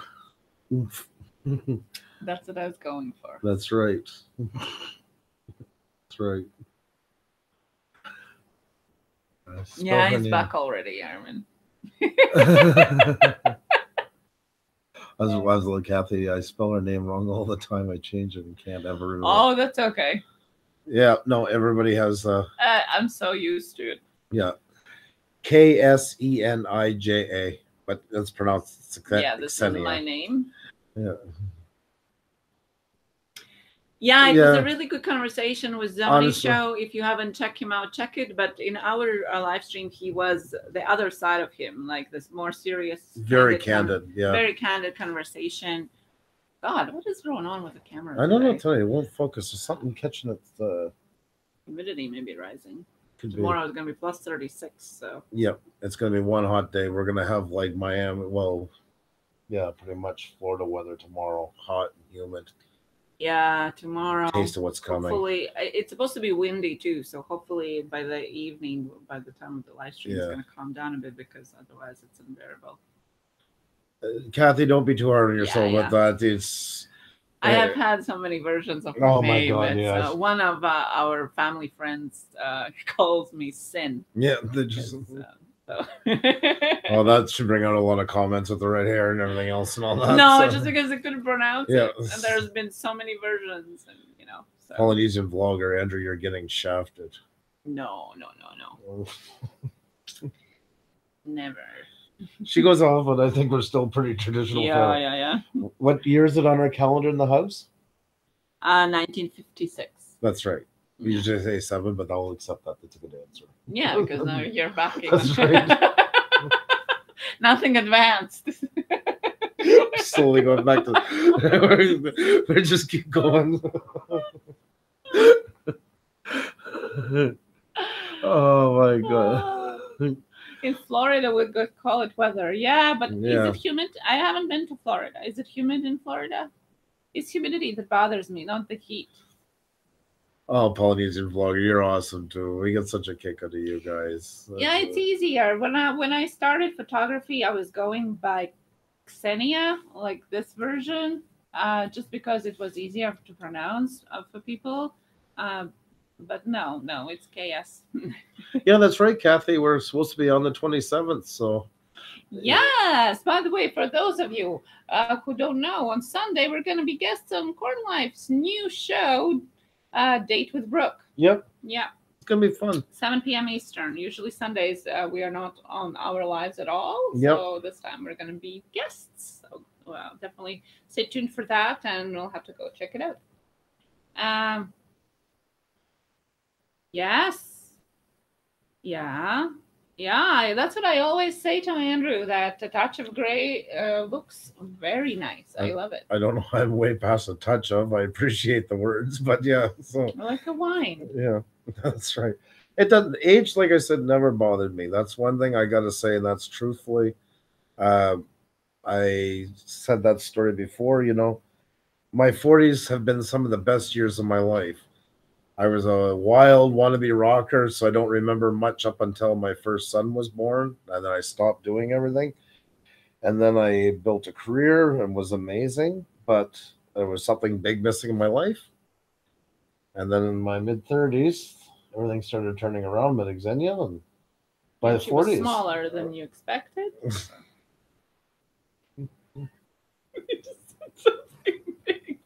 Yeah, well, they know what I mean. Something big isn't great. I didn't mean like, oh my God Almighty. Never even crossed my mind on that front. I'm just teasing. Yeah. Thank you. But it's true though. In my 40s, I mean, I got to see what it was over 20 countries. Got to sleep in the middle of nowhere in places of Europe. Traveled again across Canada. Got to see it a second time with you. Yeah. Did all those things. Age means nothing, guys. And you actually appreciate it more in your 40s. You don't. If I did Europe at that age, 20 years before that, I would have had a great time, and I'm not knocking anybody who does it. But I was right at the right age not to get too corny and do it like all the knee-high socks and need everything done for me, but also not drunk and stoned and arrested and thrown into some Austrian jail. So I think it was the best time to do it. What was she saying? And we got, oh my God, and we got in trouble. You see, Winston thinks that we are so done. And the rest of the people think that we're cute. Oh, there you go. And Erwin said, I told my wife to write something for me. I spelled your name. She asked, what's that? I told her my girlfriend's name when her husband goes for a smoke break. Oh my God. I'm glad to hear, though, your wife is traveling with you this time. I'm really happy to hear that. I've thought about it once in a while, if the kids were older, if I would do that, maybe drive again for a bit. Yeah, and you come with me a bit, but. Well, I mean, that part, yeah, but do we have to do the truck driving in order to drive around? Yeah. We can just maybe do that without the calling and deadlines and. Yeah, no, I know. It is late nights and all that. And I've been notorious for hating trucks. Even when I worked out in Saskatchewan hauling oil, I used to get out every day, and my famous move was to kick the front of it somewhere before I went home. And they warned me when they were getting new ones, that you can't kick it. I told them to put rubber somewhere where I can get a good shot at it, or because I don't know. I love-hate relationship, I guess, with them. But I admire anybody who is a truck driver. It's one heck of a hard, I don't say a hard life. It is a hard life, but I mean, it's a lifestyle and you got to enjoy doing it. I miss Florida so bad, Geeks is saying. Good night, Doodles. Yeah. Thank you so much for coming. Did Susie leave already? Did I miss her? Yeah, I think earlier, yeah. Good night, guys. Have a good sleep and get some rest. You deserve that. Yeah. Yeah, Geeks, same with me. Like a lot of my family did it. And that was the one thing my father begged me not to. He didn't do long haul, but he always drove, like he hauled for Gulf Oil. And when they closed in Canada, they got bought out by Ultramar. He drove for the government and stuff like that, snowplow for years. That was the one thing he begged me never to do, was get my trucking license. So I went to college for 1 year. I was actually going to be a police officer, and I quit. And what did I go do? But long haul. Kathy, thank you so much for dropping by. Yeah, and see you on Sunday if you don't drop by earlier. See you on Sunday. Always good to have you in here. Say hi to Chris for us. Susie's still here. I'm here, she said. Thank you for listening. That's such a Susie comment. I love it. I'm here. You can just picture with a hand like that. I'm here. Oh, cool, Flub and Epic. Yeah, my father used to drive truck too, and the old Kamaz trucks in USSR. So I know kind of that part of the child waiting for, for the dad to come home, and then Andrew working long days as truck driver in Saskatchewan for oil fields. That was pretty hard. It wasn't long haul, but yeah, I actually put in longer days, I think, hauling oil than I did long haul. Well, yeah, sometimes it was like, I think 24 days straight, waking 26 up. was the longest one. Yeah, waking up at 4 and then coming home at 11. 11. Remember when it was like in the thaw season, coming home at like 1:30 in the morning, 2 o'clock, and have to get back up like 3 hours later. Like almost a month like that was even worse than truck driving because literally didn't see because, work, home, falling asleep with a fork in hand, eating supper. So I don't know, as much as a traveling part sounds great. I think we can do that without trucking. Yeah. Maybe Xenia could drive. No, maybe when kids grow up and then just the two of us can do that and just kind of not care in the world kind of thing, then maybe yes, but not as a top job. Yeah. I'll do the steering wheel, you handle the stick. Okay. Kathy's out, so hopefully you can comment that. Thank you for listening. Thanks for listening. Right after. Thank you for listening. Oh my God. Your dad would come home on Thursday and would see him filming, filing out his logbook on Saturday morning, saying he's getting home. Yep. It's one of those jobs. It's like a fisherman or a farmer. It's not a job. It's a lifestyle. That's exactly what it is. It's got to be in your veins. And I watched so many of my cousins and all of them like try to come off the road 30 years later and start up some sort of business. Because they do generally hate being on the road. They miss their family, but at the same time, they can't get it out of their blood. Like they're home for a couple of months and they're just itching. You can see it in them. It's building and building. They just want to get back going again. It's love-hate. Irvin, your wife is at home. Who is a hand model? Yeah, I missed that, but I was trying to look back too. Trying to catch it. Has great hands. It depends, geeks. There was a lot of things.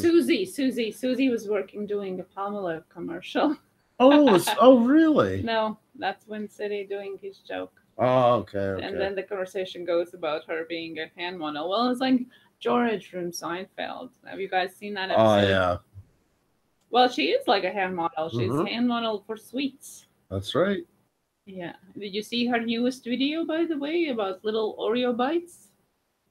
I haven't seen that one yet. 95% of the stuff that she unpacks, we can't even buy here. Yeah, I know. So it's such a tease because I'm a sweet tooth. And then I also can't buy what I see because it's not available. So Canada's gotten a lot better. Like Xenia didn't see it years ago. Like it was unbelievable. I mean, I wouldn't say we were a communist country, but it felt like one step away from it. For the States, you guys always had like 15 brands for each thing. And here we would have 2 of them, or maybe like it depends on the thing, but like with the Hostess stuff, like so many variants of it, and we only get a fraction of those here. Mm-hmm. Yeah, Susie, yeah, that was such a good episode. George is so amazing in that one. Oh, Windy City. Jeez. Are you doing your stream tonight? You're late tonight.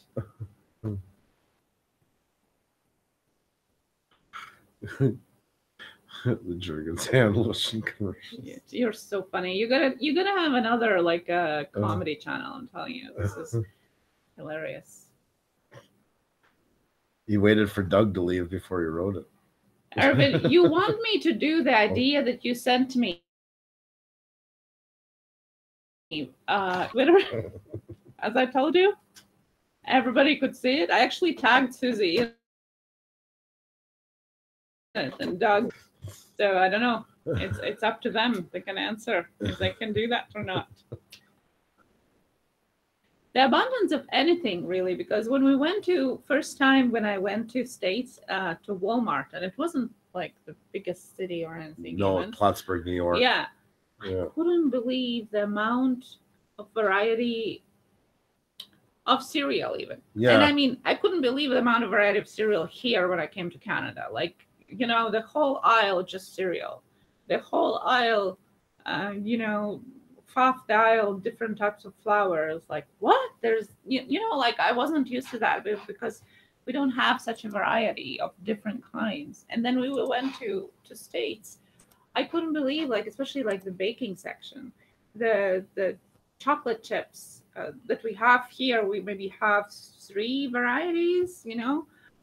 There, half the aisle, cinnamon chips and this chips and cherry chips, and I was like, oh my god! Like I didn't know even it exists, you know. It's just so mind blowing, especially because I didn't grow up with that, you know. It kind of was like a double shock even after Canada. It was a lot of times. The first couple of years when we were going to groceries, I was getting just overwhelmed about, you know, what is out there.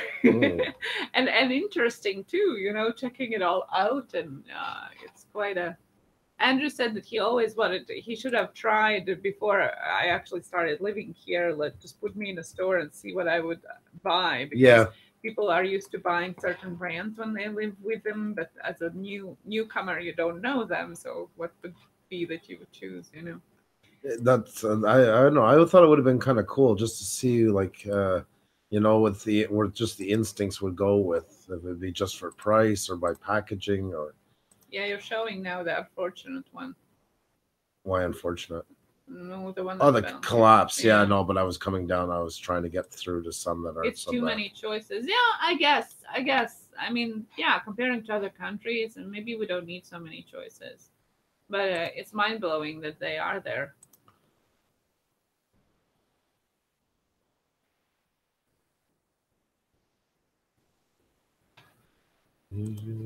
Anecdote will have to live stream from the road. Where are you going? Yeah, I meant to ask them. You're doing the haunted investigation, are you? Now Doug is sitting next to you. You guys are funny. Yeah, where are they from in Europe, Susie? If I may ask.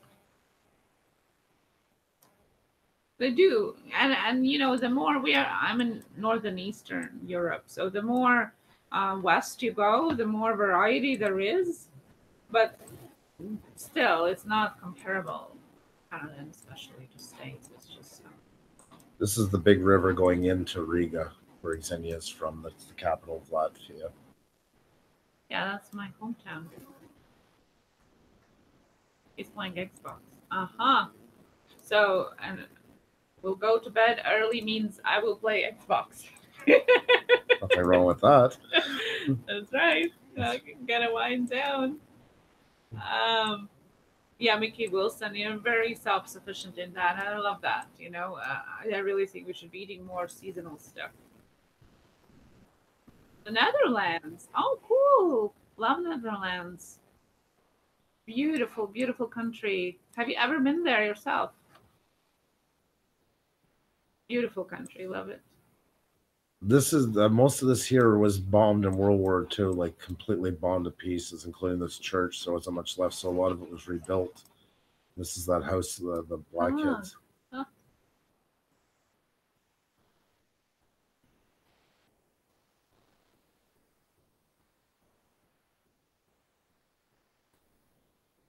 Yeah, this is a cobblestone. That's how our, you know, Europe in general associates a lot, like starting from Germany, Poland, cobblestone streets. That's how they were built in 13th century, and lots of them are still preserved.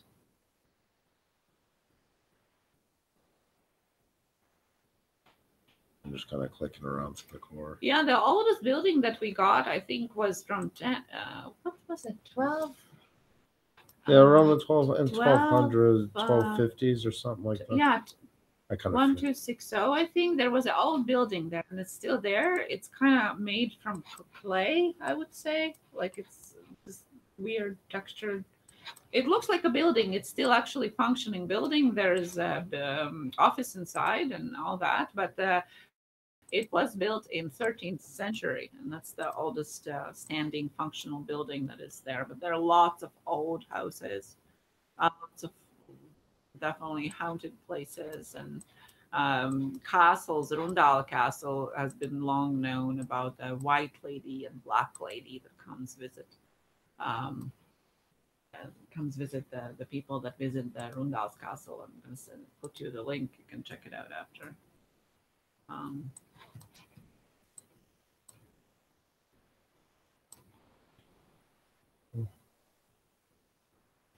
Oh, that's amazing. That's great. Yes. So peaceful, right? Susie's family is from Netherlands. Oh, cool. Yeah. We were there. It was a lot of fun being there. I'd like to go back and see more of it. Like actually drive through a lot of it. Hopefully someday. Hopefully. I was just looking for the shoes now. It's starting to be a while. Yeah, there we go.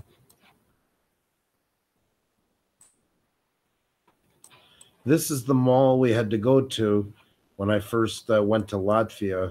It was my birthday and a little homesick, I guess. And Xenia asked me what I ate back home, and one of them was Rocky Road squares or Rice Krispie squares. And this was the only place in town you could buy marshmallows because they were they're basically not available in Europe pretty much, and you have to go to specialty stores to get them. And went there, and there was a jar of Jiffy peanut butter, which was like the half size ones, and it was like $9 Canadian. So that would be what, six US about for this tiny jar.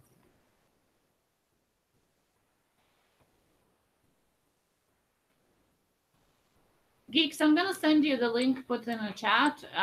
Check it out. It's in English. It's about Rundal's castle. It actually has a family vault of the dukes of the Kurlanden with all the, how are they called? Caskets and all that. And the black and white lady stories. So check it all out. It's interesting. And yes, if you want to have haunted houses, you're in the wrong country. There's lots of that in Europe in general.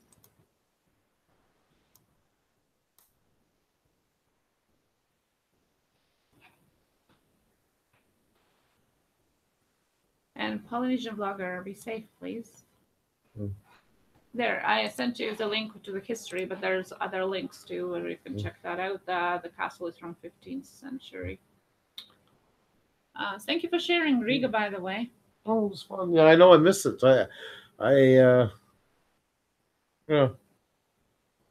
It's funny, it was a country I never even knew much about growing up because it was part of the Soviet Union, and then after that, I mean, just it's a very small country, so it's a name you hear now and then in the Olympics and stuff, but now it's still like partly home to me as well, and I miss just walking in the streets. I don't know, I'd love to go back.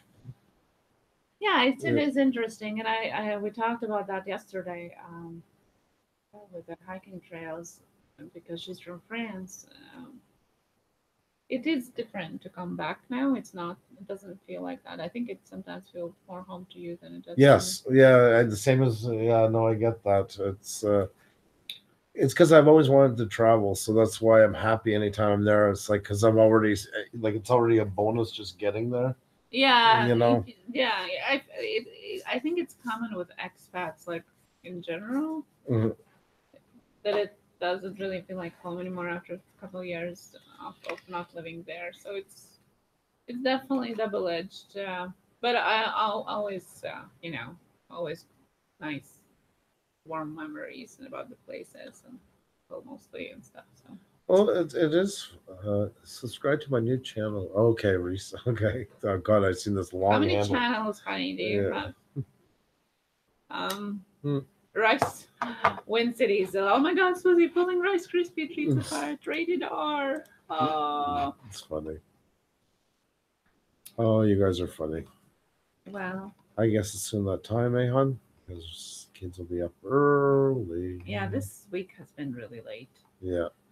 And late and early, late nights and early mornings. So. And got a contractor coming in the morning for an estimate early, so gotta be ready for them. And yes. Cruise, yeah, that would be interesting. We usually travel mostly off the grid, so to say. yeah. More places that are not so crowded with tourists. We go off the beaten path a lot too. Yeah. But I, because I have never been really on a cruise, I would love to try it. Yeah. One of those things when just kick your feet up and Just say you done it. Yeah. Yeah, buffet and cocktails and kind of just relax and enjoy it. Just to say that we've done it, just so I know how it is. But we are not really usually the ones going, on the beach vacations for weeks, and we usually come back way more exhausted than when we left. It's we do a lot of. Not to say that we wouldn't enjoy it for a day or two, but just I think it's one of those things. If we could take 4 trips a year, then we would take one of them to be like those kind of kick your feet up and relaxing, and 3 of them would be a more traditional, more of our traditional type. I'm agree. Yeah. Oh, Geeks, you're reading it. Yeah. Oh, yeah. Well, yes. There are so many places I could show you that has that. But that's one of the most beautiful places I find, with the gardens and everything. So,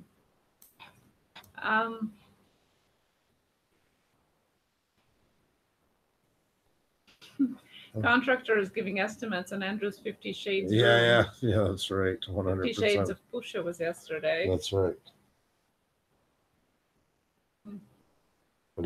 Should do hot air balloon ride photos. That would be interesting. I don't know if I would trust it though. I'm really not good at heights. Although all my life, like the bigger part of my life, we lived on the 10th floor.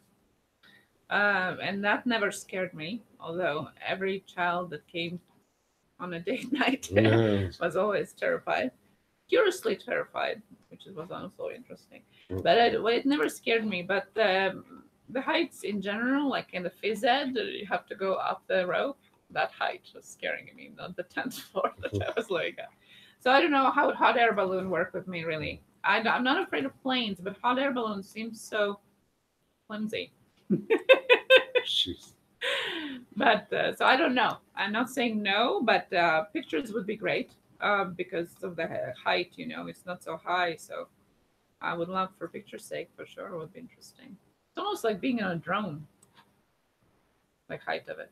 Yeah, I never thought of it that way, but yeah, you're right. We used to have in Sigul, they still have, in like it's around 100 kilometers off the capital.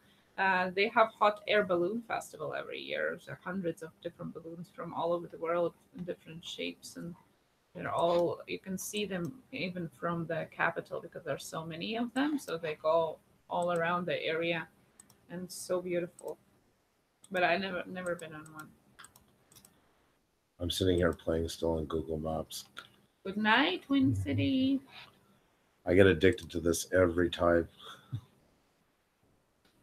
Oh yeah, imagine the views. Well, exactly, yeah. From that point of view, as a photographer, definitely. But it would be hard to. In that picture, you can't really run around the basket there. But I guess I never really thought of that. I never really had a want to do that. But now when you're asking, I think I would be terrified. But so I don't know if I would even get out of it to see anything really. Just the feeling of it. Flub and Epic, thank you so much. That's so nice of you to say. I'm so glad you found us. I hope you can join us again really soon. So thank you so much for coming. Yes, we're here every night from Monday to Saturday at 8 p.m. Eastern. And we usually have guests. Yeah. Except for Tuesdays when it's Tuesday, Tuesday Tech Talk. So ring the bell if you want and come Yep. back. Love to have you. We have a really great chat community here. Very friendly, very relaxed and welcoming. So would be nice to see you again. Welcome, Muskie Hans. Sorry, we're just about to head out. Yeah, we are running past the time. Not that you scared us off or anything like that. So always love having you here. Geeks was talking to you, I think. Yeah, Geeks is reading my link. Mm. I'm glad to share it. If I remember something else, I'll send it to you. There's lots of that, lots of ghost stories. It's funny, even with the Latvia thing, that after they met, like, because I come from a small town, and once they met Xenia, it shows you once again, like the Olympics, you always hear these countries being mentioned. You kind of, I mean, especially the ones that aren't the 8 majors. But now that they've met Xenia, every time there's the Olympics or any kind of a sporting event or something like that, they're always messaging us on Facebook and, oh my God, I've seen this Latvian tennis player doing so well. And oh my God, the Latvians are doing well in the bobsledding. Like they're always like, anytime the name gets mentioned, you get messages or calls. Yeah.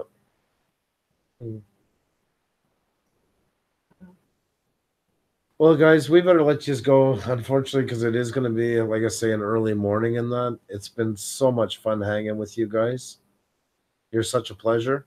If you get a chance to go back, if you didn't get to catch the stream tonight, Donny was really open and transparent, and he talked a lot about his personal life, his son who had 11 operations, I think it is so far. 12. Because he has a cleft lip and everything else and all that, which is pretty much gone. That was amazing, the work that was done. You know? Yeah, it was a really good watch. So if you get a chance, definitely check it out. If you can leave a like, that's really appreciated. And we'll have our guests tomorrow night, and we'll get to hang out again soon. It's less than 24 hours, and we're all going to be back together again, guys. Are you going live, Geeks? I'll see you if you do. Yeah. And see you tomorrow. Yep. Rob Hoffman as our special guest. Yeah. Keep creating. Love you all. Have a great night, guys. Take care. Bye now.